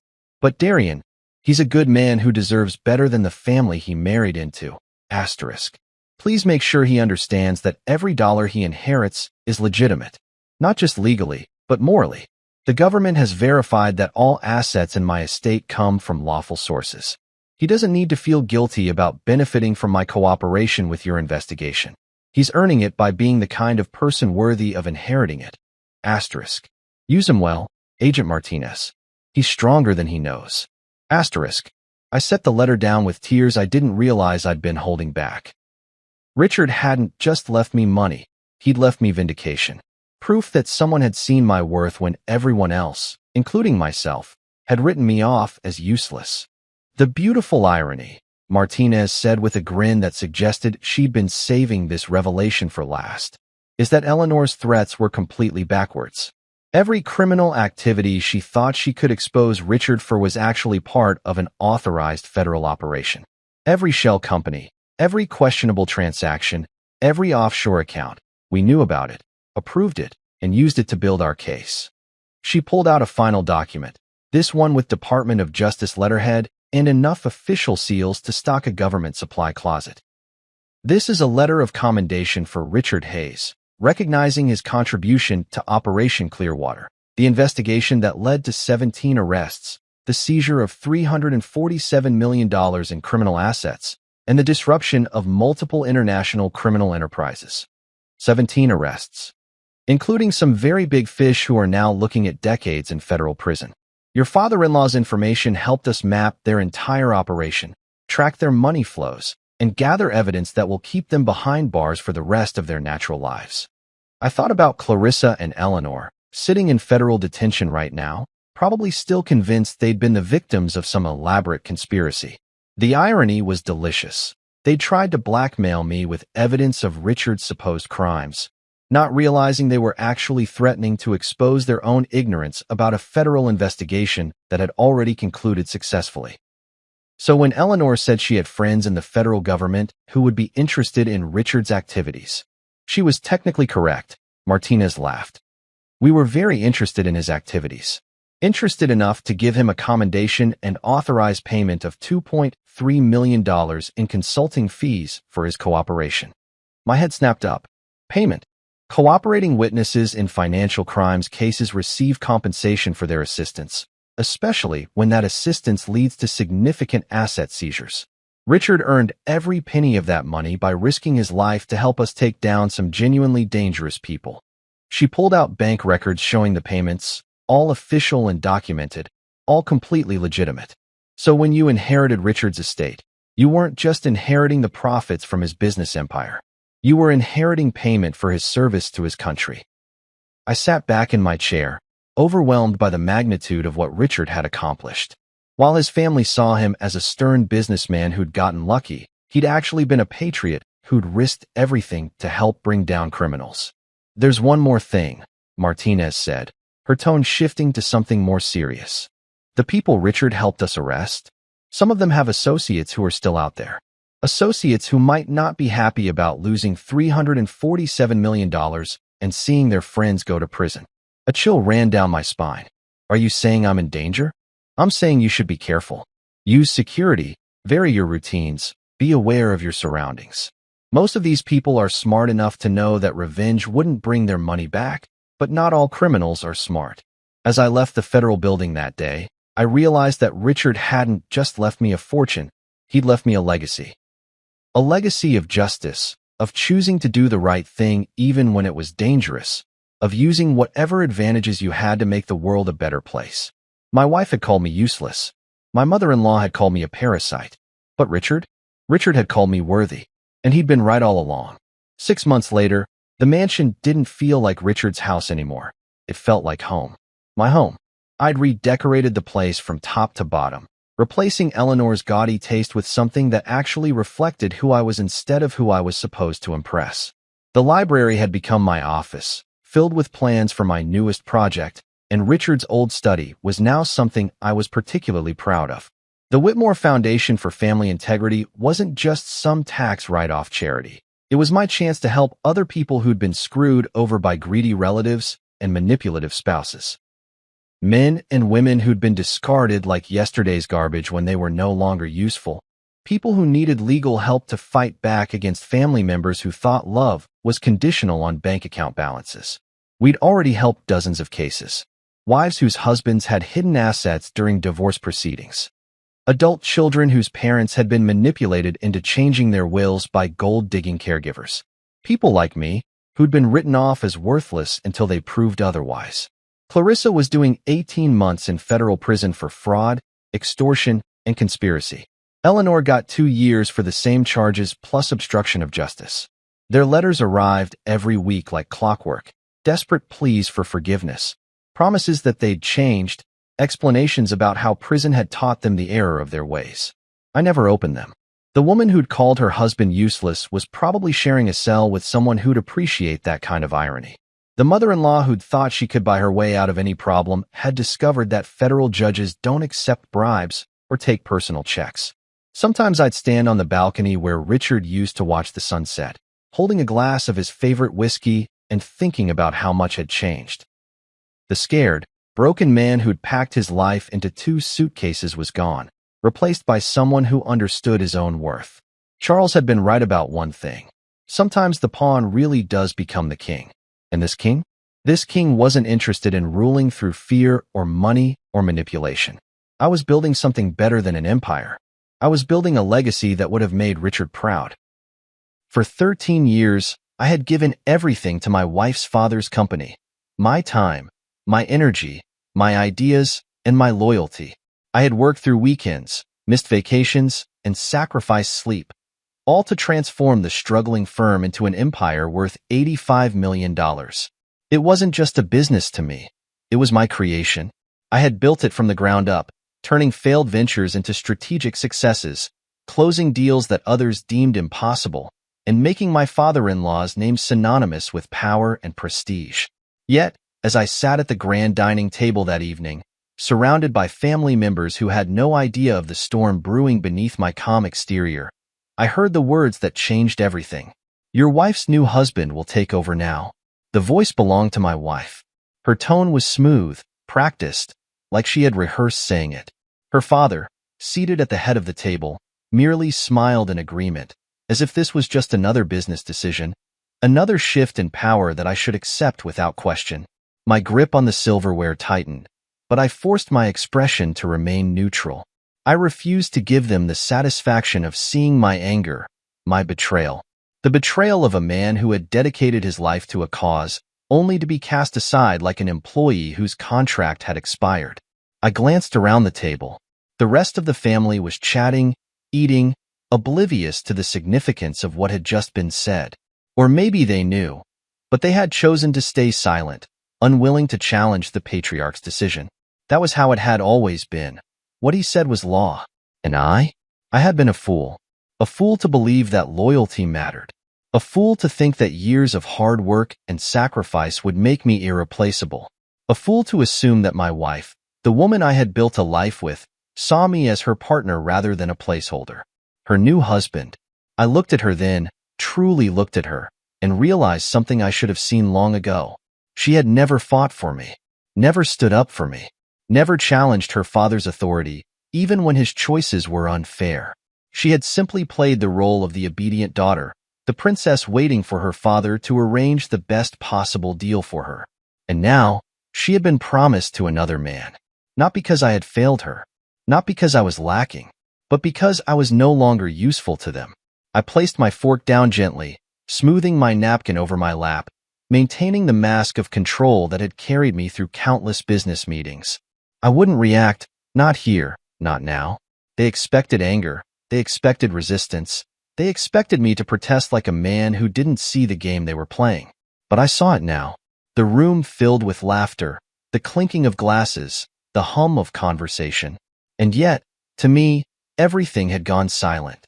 I had built them an empire, and they thought they could hand it over to another man while I walked away quietly. That night, I didn't sleep. I sat in the dim glow of my study, staring at the documents stacked neatly on my desk. Financial records, contracts, agreements, all the proof of what I had given to this company, to this family. They had underestimated me. They thought I was just the workhorse, the fool who had built their fortune while they held the reins. But they had forgotten something important. The horse they had ridden for 13 years had learned to run without a rider. And if they thought I would simply walk away from everything I had built, they were gravely mistaken. By 3 a.m., I sat alone in my home office, the glow of my laptop screen illuminating the determination on my face. Sleep had no place in my mind tonight. Adrenaline coursed through my veins as I combed through every document, every contract, every financial statement I had ever signed. The betrayal from earlier that evening still rang in my ears like a haunting echo. Your wife's new husband will take over now. Those words should have broken me. They should have shattered my resolve. But instead, they had ignited something far more powerful, an unwavering fire to take back what was mine. For 13 years, I had been methodical. While my father-in-law had played the respectable businessman and my wife had lived in luxury, I had been making moves, subtle, quiet, but undeniably strategic. I was not a fool. I had seen the way power shifted in this family, how loyalty was never a guarantee, how the only person I could ever truly trust was myself. And so, I had ensured that my control over the company was not just symbolic. It was legal, ironclad, and absolute. My fingers flew across the keyboard as I pulled up the executive shareholders agreement. The numbers stared back at me, a stark reminder of what I had orchestrated over the years. 62%. That was how much of the company I owned. Not my father-in-law, not my wife, not the stranger they had handpicked as my replacement. Me. I leaned back in my chair, exhaling slowly. They thought they had boxed me into a corner, but they had no idea that I had already built an escape route. They expected me to disappear quietly. Instead, I was going to remind them exactly who they were dealing with. As the clock struck 8:45 a.m., I walked into the company headquarters, not as a man who had been discarded, but as a man who was about to burn their carefully laid plans to the ground. The lobby was already bustling with employees, executives, and assistants moving between meetings. Some offered me nods of respect, others glanced at me with uncertainty. The whispers had already started. Did he hear the news? Will he step down? What's he going to do? I ignored them. I wasn't here for rumors. I was here for war. Taking the elevator to the top floor, I strode into my office, my presence alone sending a wave of tension through the space. My assistant, Danielle, looked up from her desk, her face betraying none of the chaos that must have been circling through the company grapevine. She had been with me for nearly a decade, loyal, sharp, and always 2 steps ahead. Schedule a board meeting for noon, I said, setting my briefcase down. She hesitated only for a second before nodding. Understood. Anything else? Yes, I said, my voice calm. Call the legal team. I want them ready. Her gaze flickered with understanding. The fight had begun. By the time I settled into my chair, I was already anticipating their next move. My father-in-law would waste no time. He would call in his favors, push the executives to accept the transition, frame it as a necessary shift in leadership. He would use my wife's name to solidify his argument. After all, who would question a man passing his business to his daughter and her new husband? The problem was, I wasn't just a name on a piece of paper. I was the name on the contracts that mattered. At exactly 9 a.m., as if on cue, my office door swung open without so much as a knock. My father-in-law entered first, his presence as overbearing as ever, followed by my wife, her posture poised as if this was nothing more than another meeting. And then, he walked in. The so-called new husband. Tall, young, confident, exactly the type of man my father-in-law would consider worthy of taking my place. He exuded arrogance, a smugness that came from believing he had already won. I almost laughed. I assume you're aware of the transition, my father-in-law said, his voice carrying the weight of expectation. I leaned back in my chair, steepling my fingers together. Transition? Interesting choice of words. The man beside my wife smirked, as if he found this amusing. I ignored him. He was nothing more than a placeholder, a pawn in someone else's game. My focus was on the real threat, the man who had orchestrated this betrayal in the first place. "We need you to oversee the handover," my father-in-law continued. "We expect full cooperation." I exhaled slowly, shaking my head. They really thought they had everything figured out. "You don't have the authority to make that decision," I said, my voice eerily calm. A flicker of irritation passed over his face. My wife's expression barely shifted, but the smug look on her new husband's face faltered. I reached for the remote on my desk and pressed a button. Behind me, the massive screen on the wall lit up, displaying the executive shareholders agreement. Their eyes darted to the document. Confusion set in first, then panic. "This document states that any transfer of power requires approval from the majority shareholder," I said, watching as the reality of the situation dawned on them. And that would be me. Silence. Heavy. Unmistakable. For the first time, my father-in-law's mask of composure cracked. "This is impossible," he muttered. "No," I corrected, my voice cutting through the tension. "What's impossible is thinking I would spend 13 years building something only to let you steal it from me." I turned my gaze to my wife. "Did you really think I wouldn't see this coming?" I asked her, my voice laced with disappointment. She didn't answer. Her hands tightened into fists at her sides. I let the silence stretch between us before shifting my attention to the man standing beside her, the one who had walked in thinking he was about to inherit an empire. "You have two choices," I told him. "You can work under me, or you can walk out that door and never step foot in this company again."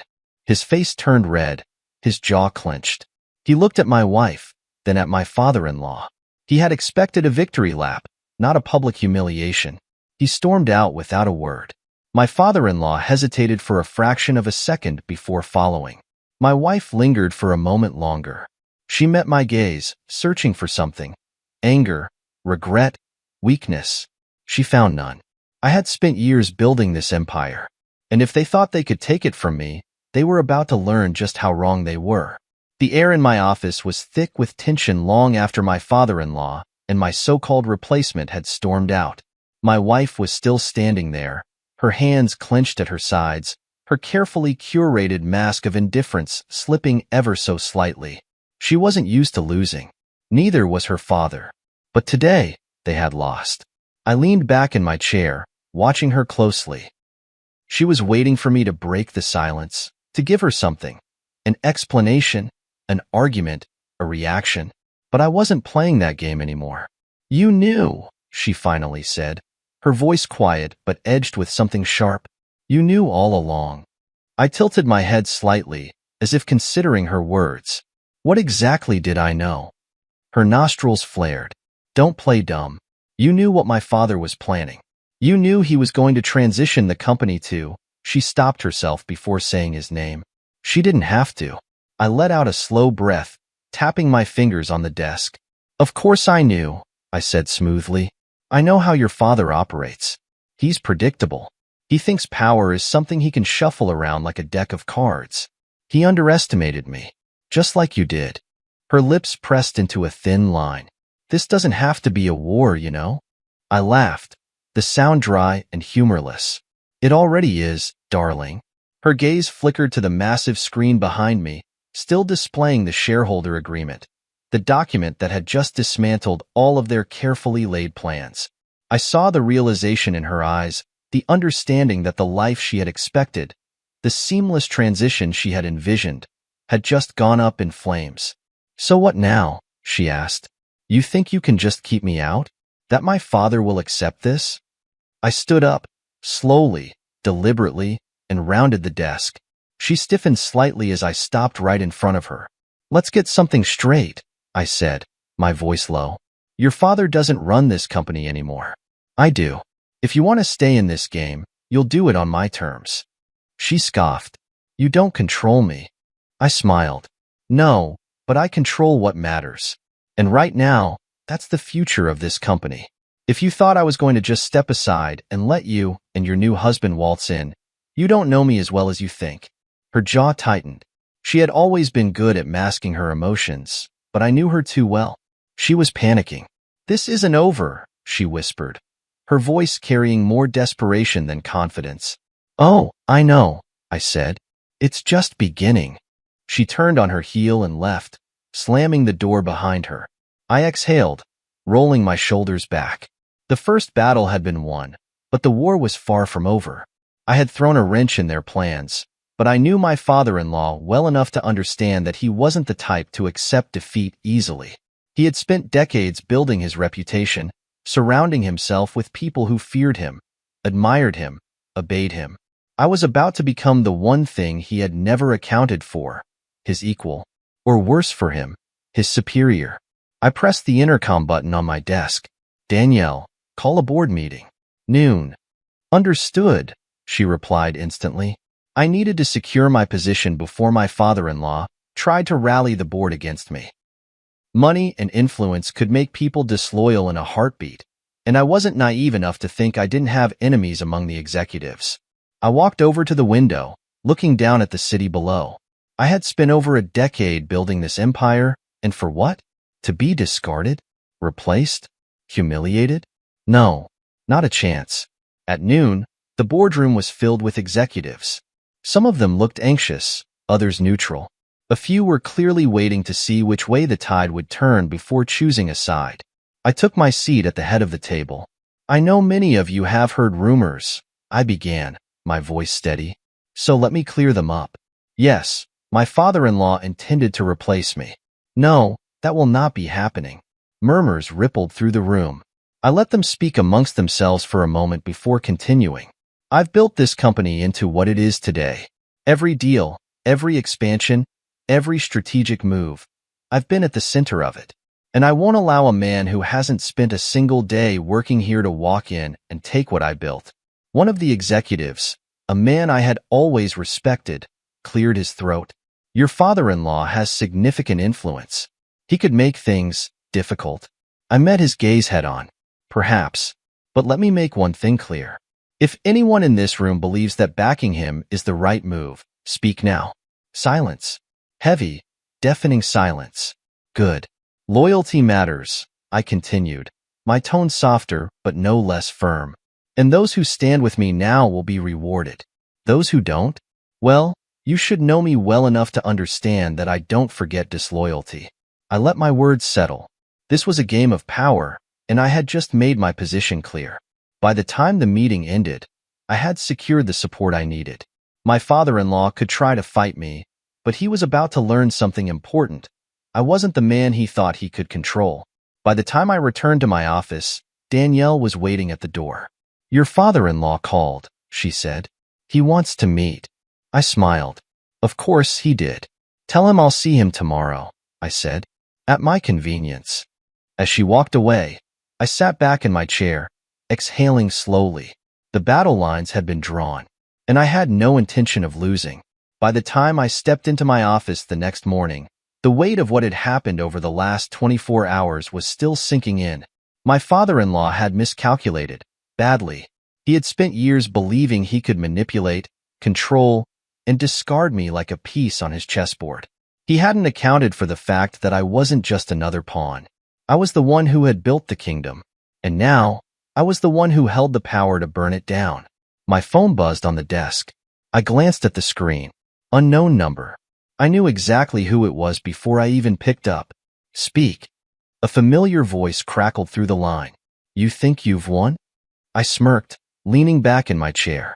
I know I have. A slow, measured exhale came from the other end. You've made a mistake, son. A mistake that's going to cost you everything. That's funny, I said, twirling a pin between my fingers. Because from where I'm sitting, it looks like the only mistake was thinking you could take what's mine. Silence. I let it stretch between us, savoring the shift in dynamic. For years, my father-in-law had spoken to me with authority, with the certainty that I would always fall in line. Today, for the first time, that authority was gone. We should meet, he finally said, his voice tight. We should, I agreed. But on my terms. My office. 1 hour. I hung up before he could argue. I wasn't going to let him control the setting, the tone, or the circumstances. If he wanted a discussion, it would be on my turf, under my rules.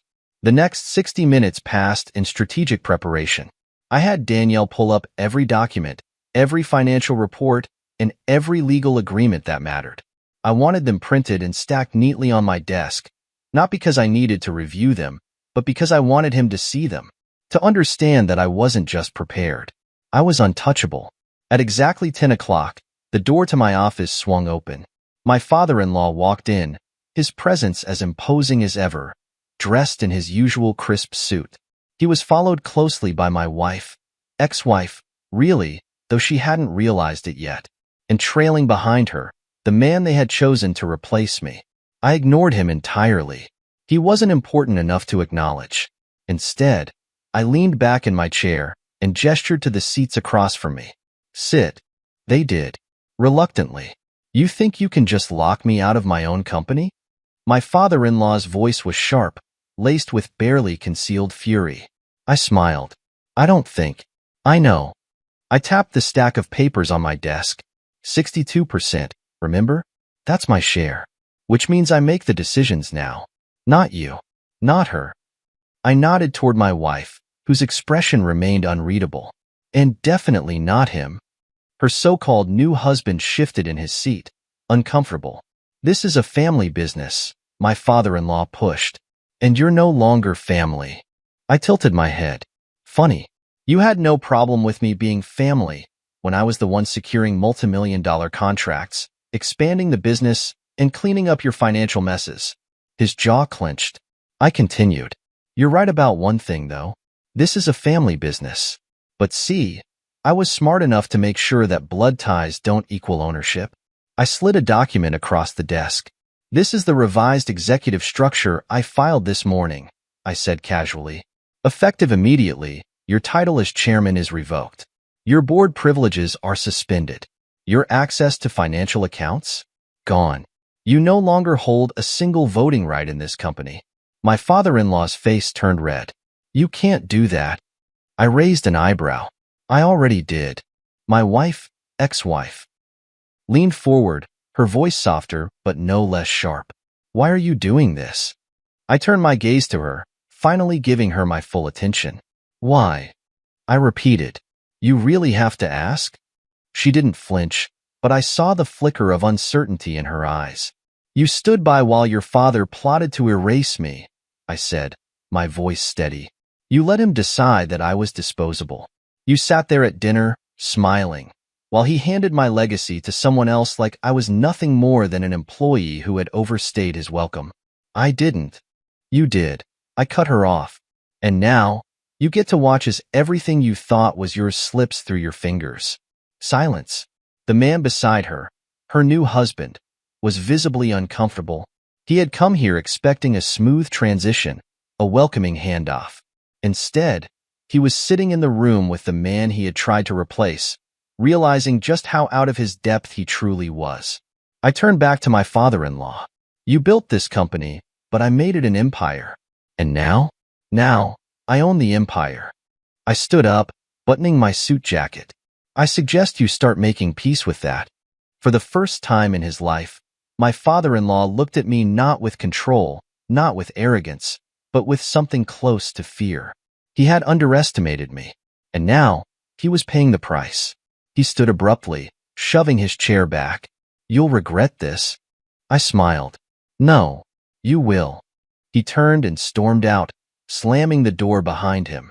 My wife hesitated. For a brief moment, I saw something in her eyes. Maybe regret, maybe realization. But it didn't matter anymore. She had made her choice, and I had made mine. She turned without another word and followed her father out.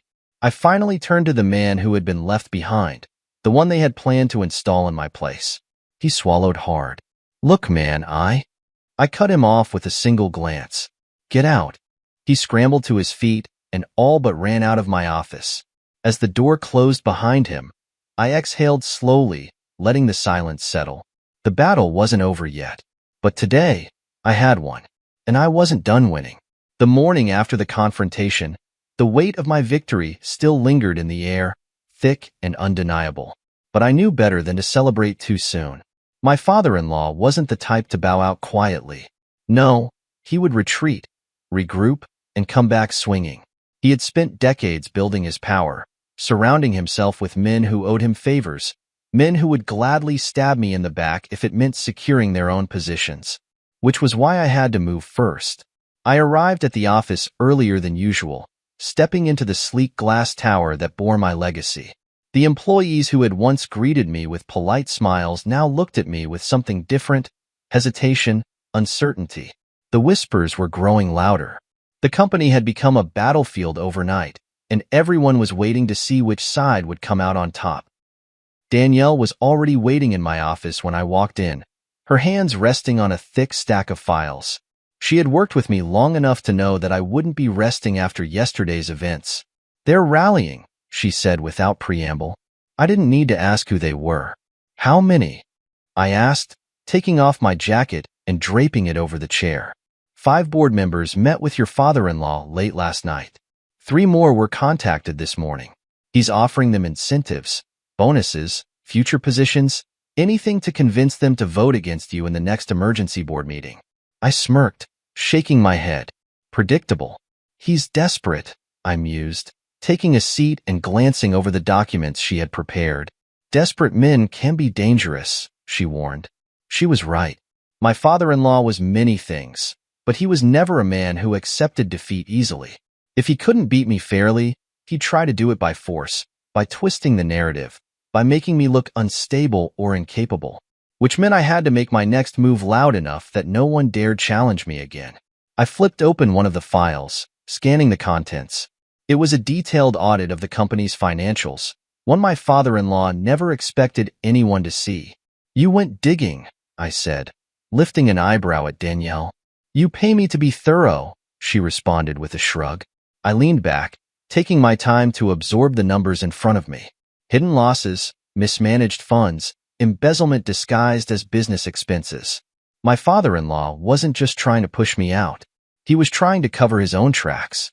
I exhaled slowly, tapping my fingers against the desk. "How much does the board know?" "Nothing. He's kept it buried well."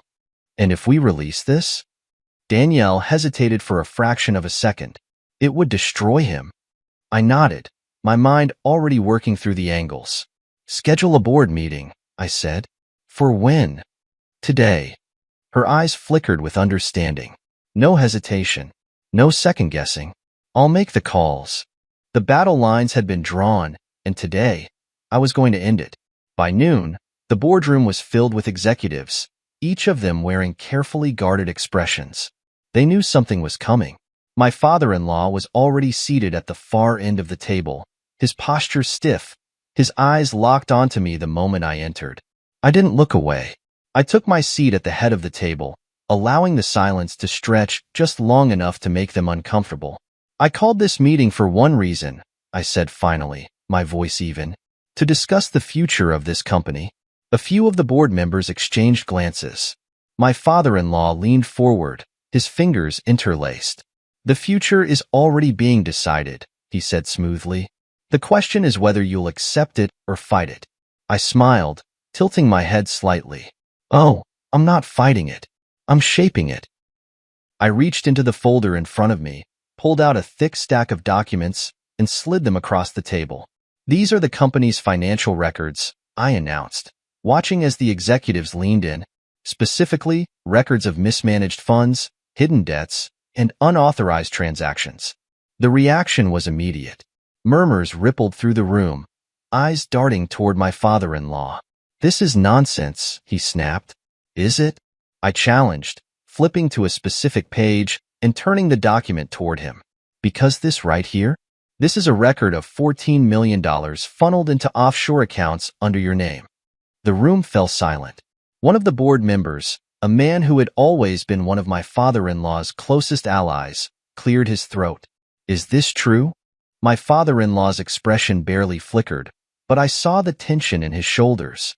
He was cornered, and he knew it. "This is a private family matter," he said, his voice quieter now. "No," I corrected, my tone sharp. "This is a corporate matter. And as the majority shareholder, I have a duty to protect this company from corruption." More murmurs. The tide was shifting. I leaned forward, driving my point home. "You wanted to take everything from me. Instead, you just handed me everything I need to take you down." A long pause. Then, finally, my father-in-law exhaled slowly, his gaze meeting mine. For the first time, he looked truly defeated. "What do you want?" he asked. "Your resignation," I said without hesitation. "Effective immediately." More silence. Then, to my surprise, he nodded. "Fine." A quiet gasp from one of the board members. Even my wife, ex-wife, looked startled. "And the shares," I added. "Transfer them to me." My father-in-law clenched his jaw. "You're pushing it." "No," I said simply. "I'm ending it." A long pause. Then, finally, he sighed, pushing the documents back toward me. "You really are ruthless," he muttered. I smirked. I learned from the best. And just like that, it was over. My father-in-law left the company that day. My wife didn't follow him, not immediately. She lingered, watching me, but I didn't spare her a second glance. I had one, and nothing would ever be the same again. By the next morning, the entire city knew what had happened. The headlines splashed across business news outlets were as brutal as they were satisfying. Corporate power shift, the end of an era at Hastings Enterprises. Chairman resigns amidst financial misconduct allegations. Hastings' empire crumbles, the rise of its true architect. I sat in my office, sipping my morning coffee, reading through each article with a quiet satisfaction. The war was over. The battlefield was mine. My father-in-law had been forced into resignation, stripped of the company he had once commanded. His shares, once a symbol of his iron grip, were now in my name. And the best part? He hadn't even tried to fight back, because he knew he had lost. Danielle entered without knocking, holding a tablet. "You made every front page. Some say you're a genius. Others are calling you ruthless." I smirked. Both are true. She set the tablet down and gave me a pointed look. "You should know something. Your ex-wife has been calling. Repeatedly." I didn't react. I had been expecting that. "Let her call." Danielle hesitated. She also came by the building earlier. Security turned her away. I exhaled slowly. She's not used to being ignored. "Clearly," Danielle muttered, before shaking her head. "One more thing, you're getting interview requests.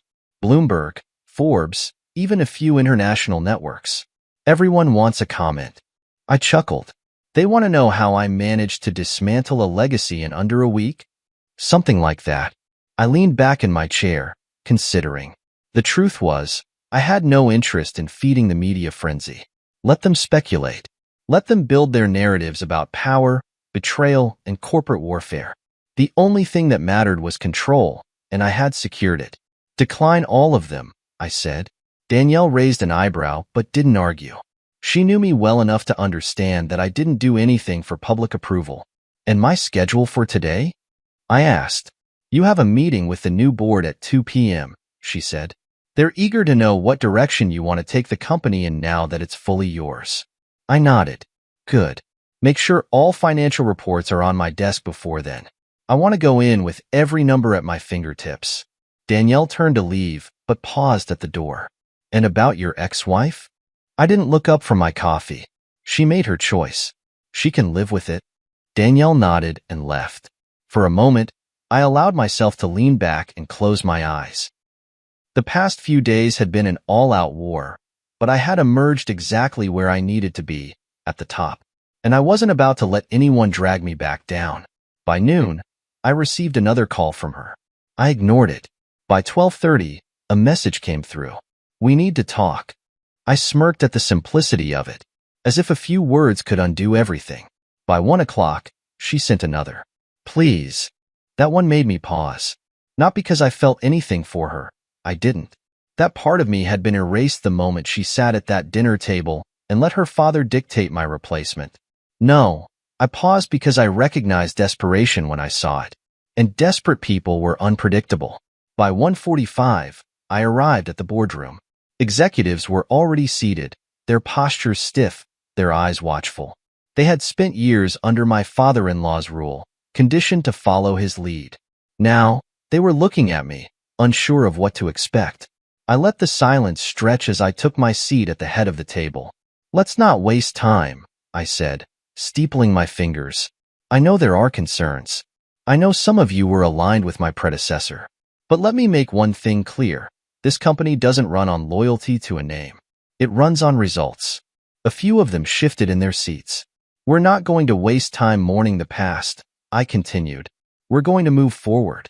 And those who are ready to do that, you'll be rewarded. The tension in the room eased slightly. These were business-minded people. They didn't care about sentiment. They cared about profit. And if I could make them more money than my father-in-law ever did, they would fall in line. I spent the next hour laying out my strategy, expanding global operations, restructuring inefficient departments, securing new international partnerships. By the time the meeting ended, the board was no longer uncertain. They were intrigued, and I had them exactly where I wanted them. That night, as I was leaving the office, I saw her. She was waiting in the lobby, standing near the entrance in a fitted gray dress, looking as polished as ever. I could have walked past her.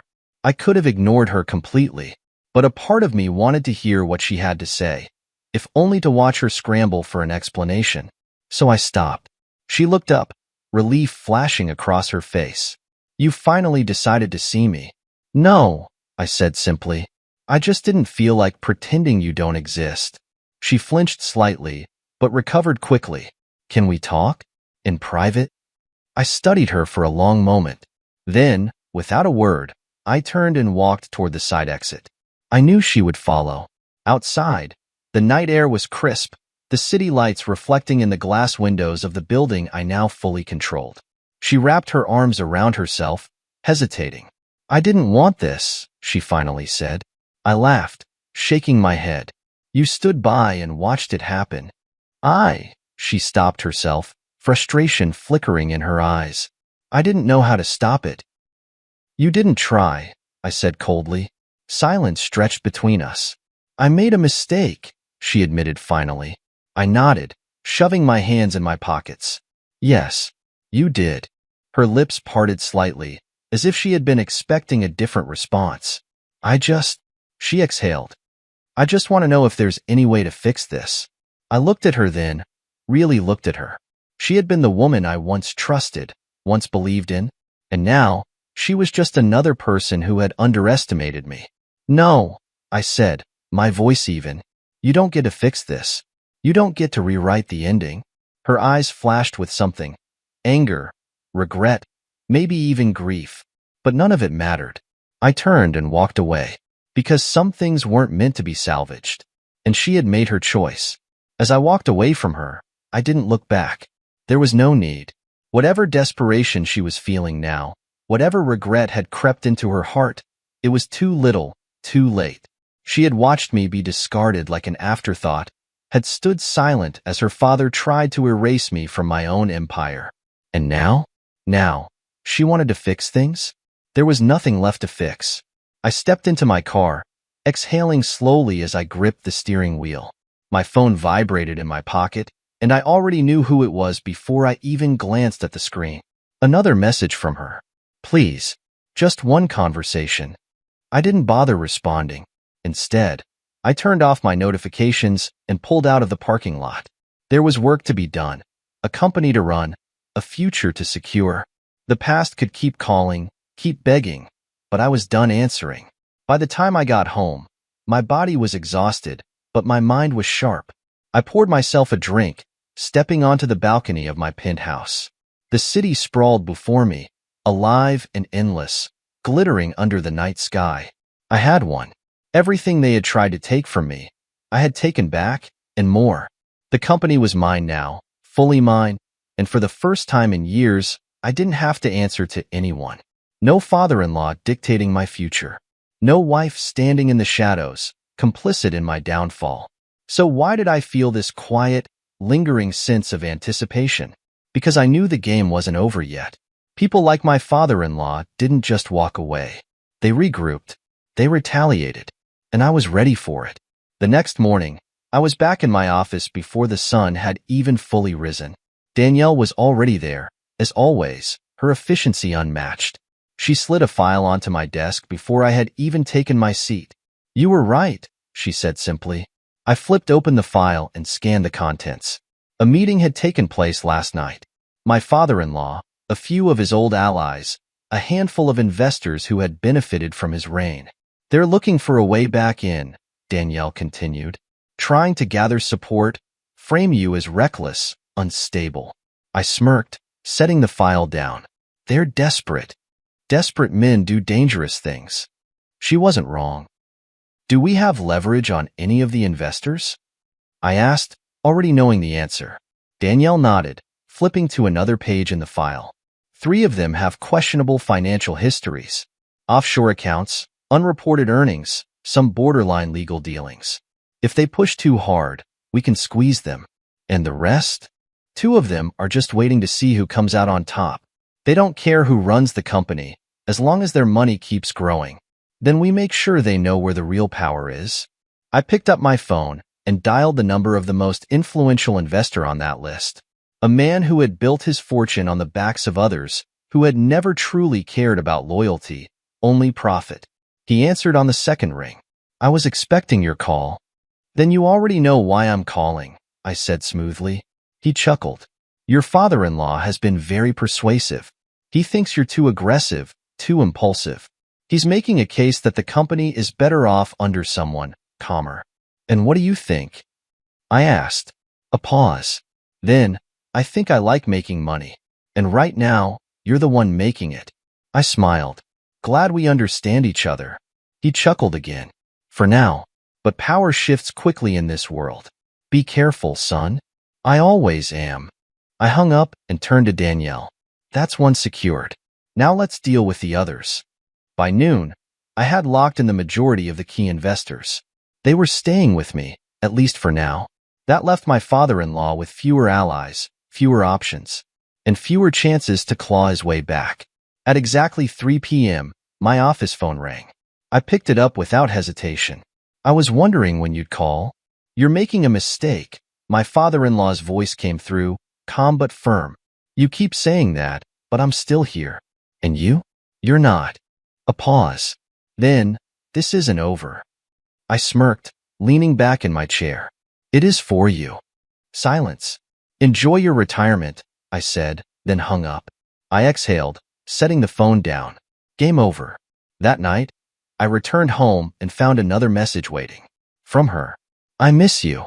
I stared at the words for a long moment, then deleted the message without responding. She had chosen her side, and I had one. I stepped out onto my balcony, the city stretching before me. For the first time in years, I was exactly where I was meant to be. Untouchable, unstoppable, and finally, free. By the next morning, the dust had settled, but the game wasn't over. Power struggles never truly ended. They just shifted, reshaped themselves into new battles, new challenges. The difference now? I was the one holding the sword. I arrived at the office before sunrise, the city still waking up as I stepped into the towering glass building that bore my legacy. Employees were moving through the halls, whispering, stealing glances my way. They weren't used to this version of me, the man who had once worked silently in the background, now the man in charge. Danielle was waiting in my office, already scanning through her tablet. She barely glanced up as she spoke. Your ex-wife was seen leaving her father's house late last night. Sources say she's distancing herself from him. I smirked. Of course she is. She sees the writing on the wall. Danielle finally looked up, giving me a pointed look. You think she's doing this for you? I let out a short laugh, shaking my head. No, she's doing it for herself. Because that's who she was. She had spent years aligning herself with power, making sure she was always on the winning side. Now that her father had been cast out, she was looking for a way to reclaim her position. What do you want to do about it? Danielle asked. I leaned back, considering. Nothing. Let her flail. Let her wonder if I'll let her back in. Let her feel what I felt the moment she betrayed me. Danielle nodded, not arguing. She knew better than anyone. I didn't act out of emotion. I acted out of strategy. What else? I asked, shifting my focus back to business. The remaining board members are aligned with you, at least for now. The investors who were on the fence have backed down. But there's still one problem. I arched an eyebrow. And that is? She slid a document onto my desk. Your father-in-law still has influence. He may not have ownership, but he has connections. If he wants to make things difficult for you, he can. I glanced over the document.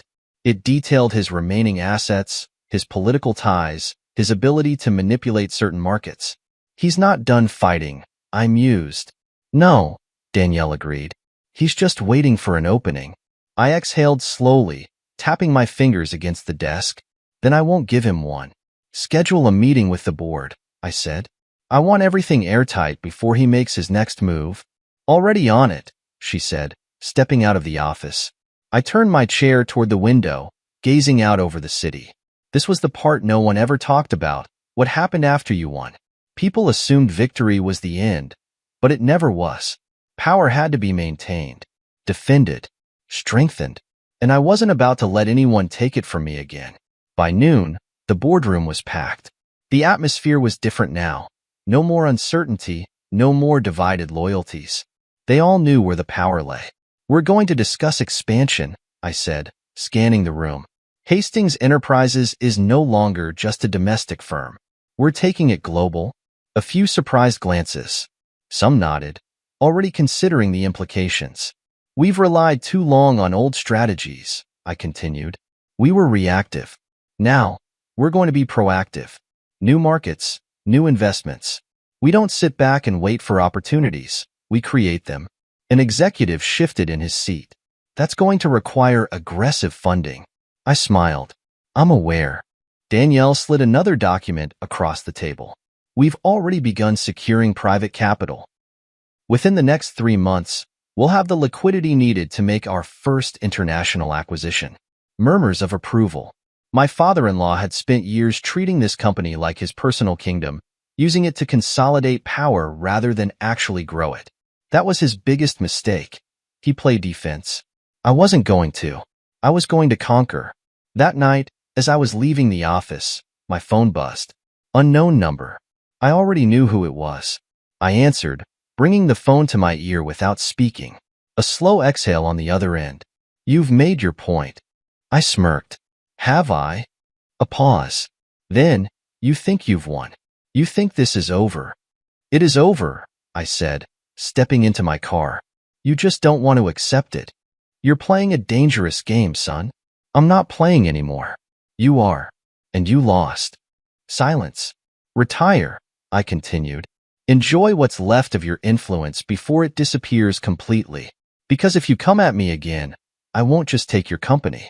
I'll take your legacy. A long pause. Then, finally, you really are ruthless. You taught me well, I said before hanging up. I set my phone down, exhaling. That was the last time my father-in-law ever tried to challenge me. 3 months later, Hastings Enterprises secured its first international acquisition, expanding into European markets. The numbers skyrocketed. I watched from my office window as the stock price climbed, the city lights reflecting in the glass. I had won. Not just the battle, the war. And no one would ever take this from me again. That night, I got another text. From her.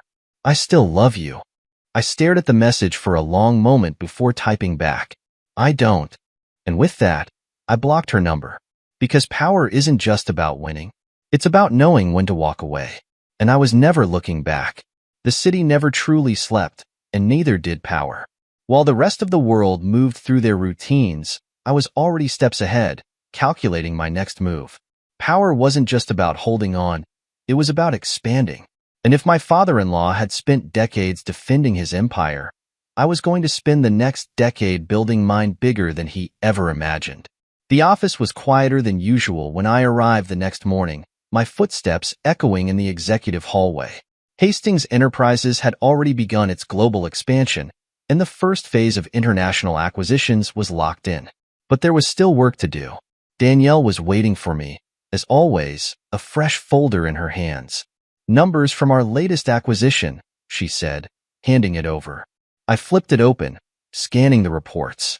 The company we had just acquired was already proving to be a gold mine. Revenue up 17% in the first quarter, with even higher projections for the next fiscal year. This is good, I said, nodding. It's more than good, she corrected. It's a statement. The market knows you're not just holding ground, you're growing. That was exactly the point. My father-in-law had spent years playing safe, keeping the company in familiar territory. But power wasn't about safety, it was about dominance. Any pushback? I asked. Not from the board, she said. But your ex-wife has been making calls. I didn't react. To who? Some of the investors. A few of the remaining executives who were loyal to her father. I exhaled slowly, tapping my fingers against my desk. She's looking for a way back in, Danielle continued, trying to leverage whatever influence she has left. And how are they responding? So far, they're ignoring her. But if she keeps pushing, someone might listen. That was the problem with people like her. They never accepted when they had lost. She had aligned herself with power her entire life, always making sure she was on the winning side. And now, for the first time, she was powerless. Let her try, I said finally. It won't change anything. Danielle hesitated. She also showed up at the building again this morning. Security turned her away. I chuckled, shaking my head. She's getting desperate, Danielle noted. Let her be, I said simply. Danielle studied me for a moment, then nodded. She didn't need to say it, but I could hear the unspoken words in her silence. This isn't over. And maybe, in her mind, it wasn't. But for me, it had been over the moment she let me be erased. By mid-afternoon, I was on a conference call with a potential partner in Dubai, discussing another major acquisition. We were expanding fast, and the world was paying attention. Your reputation precedes you, the man on the other end of the call said. The way you handled your transition of power was ruthless. I smiled slightly. Business isn't personal. Oh, but it is, he chuckled. Every move you make tells the world who you are. And right now, the world is watching. I knew that. I welcomed it. By the time the call ended, I had secured another partnership, and Hastings Enterprises was another step closer to becoming a global powerhouse. I had built an empire that no one, not my ex-wife, not her father, not their failed schemes, could take from me. And that was only the beginning. That evening, I stepped into my penthouse, the city lights stretching endlessly beyond the glass walls. A drink in my hand. My phone vibrated once more. Another message. From her. I should have ignored it. But something in me wanted to see what she had to say. I opened it. I just want to talk. One last time. I exhaled, setting my drink down. I didn't know her anything, but I wanted to see what her last move would be. So, against my better judgment, I sent a single response. Tomorrow. Noon. My office. The next day, at exactly noon, she walked into my office. She was still as polished as ever, still carried herself with the same effortless confidence. But there was something different now, a hesitation in her step, a flicker of doubt in her eyes. She took a seat across from me, crossing her legs carefully. You look good, she said after a moment. I didn't respond. I just studied her. She sighed. I don't know how to start this conversation. Then don't. Her jaw tightened slightly, but she forced a small smile. I made a mistake. You made a choice, I corrected. And it was the wrong one, she admitted. I tilted my head slightly. Didn't seem wrong when you sat across from me at that dinner table, letting your father replace me like an employee past his expiration date. She flinched at that. Good. I was stupid, she said, her voice quieter. I let my father control everything. I let him make the decisions, thinking it was what was best for me. But I see now. She swallowed. I see that I lost the one thing that actually mattered. I leaned back, watching her. And what was that? I asked, my voice unreadable. She hesitated. You. I laughed. I didn't even mean to. It just came out. You didn't lose me, I said, shaking my head. You threw me away. There's a difference. Her eyes flickered with emotion. Do you really hate me that much? I exhaled slowly. No, I don't hate you. I just don't care anymore. She stared at me for a long moment, and I saw the realization dawn in her eyes. This wasn't a game she could win. Not this time. You wanted to talk, I said, standing up. Now we've talked. I have work to do. She rose to her feet, looking like she wanted to say more. But in the end, she didn't. She just nodded once, turned, and walked out of my office. And this time, I knew she wouldn't come back. As the door shut behind her, I exhaled. Not because I felt relief, not because I felt anger, because, for the first time in a long time, I felt absolutely nothing, and that meant I had truly won. The door clicked shut behind her, and for the first time since this war began, I felt nothing. No rage, no regret, no satisfaction, just a cold, quiet finality. It was over. She had walked out of my life the moment she let her father erase me. And today, I had returned the favor. I turned back to my desk, my fingers grazing the sleek surface as I exhaled. There were no more distractions, no more betrayals to uncover, no more battles left to fight. I had one. And yet, the city outside my office window kept moving, untouched by the war I had waged and won. The world didn't stop for victory. Neither could I. My phone buzzed. Danielle's voice came through the speaker. The reporters are still requesting an interview. They want to know your official statement now that everything is settled. I smirked, shaking my head. Let them speculate. I didn't owe anyone an explanation. Understood, she said. A pause. By the way, your ex-wife just left the building. I know. She looked different. Not as sure of herself. She'll adjust, I said simply. Danielle didn't press further. She never did. She understood me better than most. One more thing, she said. Your father-in-law has officially stepped down from all his remaining positions. He's off every board, out of every financial circle. The investors have cut ties. He's irrelevant now. I nodded. Good. That was the final piece. The last loose thread. He had spent decades ruling from behind a desk, controlling people like pieces on a chessboard. He had built a name, a reputation, a legacy. And now, he was just another forgotten businessman. Poetic. There's one last issue, Danielle said carefully. His lawyers reached out. He's requesting a meeting. I exhaled. Of course he is. He wouldn't go down without trying to salvage something. Some piece of his power, some remnant of his former life. Set it up, I said. My office. Tomorrow. Are you sure? I want to see the look on his face when he realizes there's nothing left for him to take. Danielle didn't argue. Tomorrow. 10 a.m., she confirmed. I hung up, staring out at the city. Tomorrow, I would bury the past for good. The final meeting. At exactly 10 a.m., my office door swung open. My father-in-law walked in, but he wasn't the same man he had been months ago. Gone was the confidence, the arrogance, the quiet certainty that he was always in control. He looked old, small, defeated. He took a seat without waiting for permission, but there was no power in the gesture. I won't waste time, he said, his voice rougher than before. I know what you think of me. I know you believe this is over. I didn't respond. I just watched him. But you don't understand something, he continued, leaning forward slightly. Power never truly disappears. It shifts. Today, you have it. But tomorrow? It could be someone else. I smiled slightly. Is that a warning? It's a lesson, he said, one I had to learn the hard way. One day, someone younger, smarter, and hungrier than you will come for what you built. And if you're not careful, you'll be sitting in this chair, having this conversation. I studied him.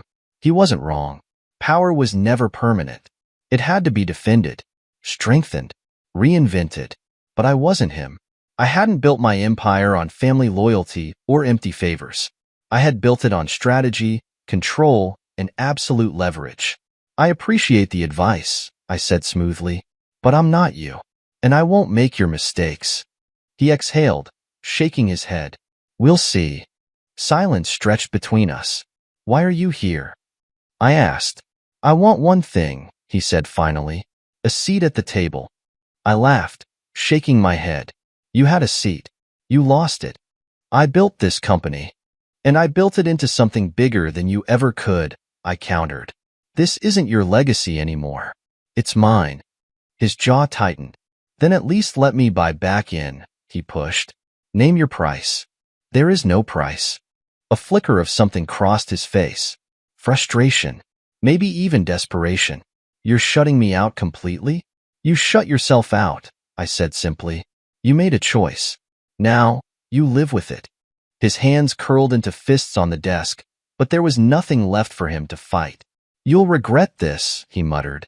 "No," I said. "You will." He stood abruptly, shoving his chair back. "I hope you enjoy this power while it lasts," he said.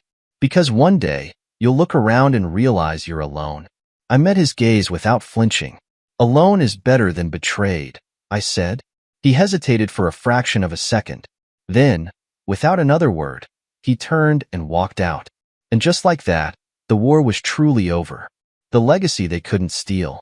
That evening, I sat in my office, the city stretching before me. Everything had changed. The company was mine, the empire was secured, and the people who had tried to take it from me were gone. I had built something no one could steal. Not my ex-wife. Not her father. Not anyone. And now? Now, I wasn't just defending my power. I was expanding it. A knock at the door. Danielle stepped in, her expression unreadable. "You did it." "Of course I did." She nodded, then hesitated. "So what now?" I smirked, leaning back in my chair. "Now?" I echoed. "Now, I make sure no one ever forgets who built this empire." She studied me for a moment, then smiled slightly. "I never doubted you." As she left, I turned back to the city. They tried to erase me. They tried to replace me. They failed. Because Hastings Enterprises wasn't just a business anymore. It was my legacy, and I would make sure no one ever took it from me again.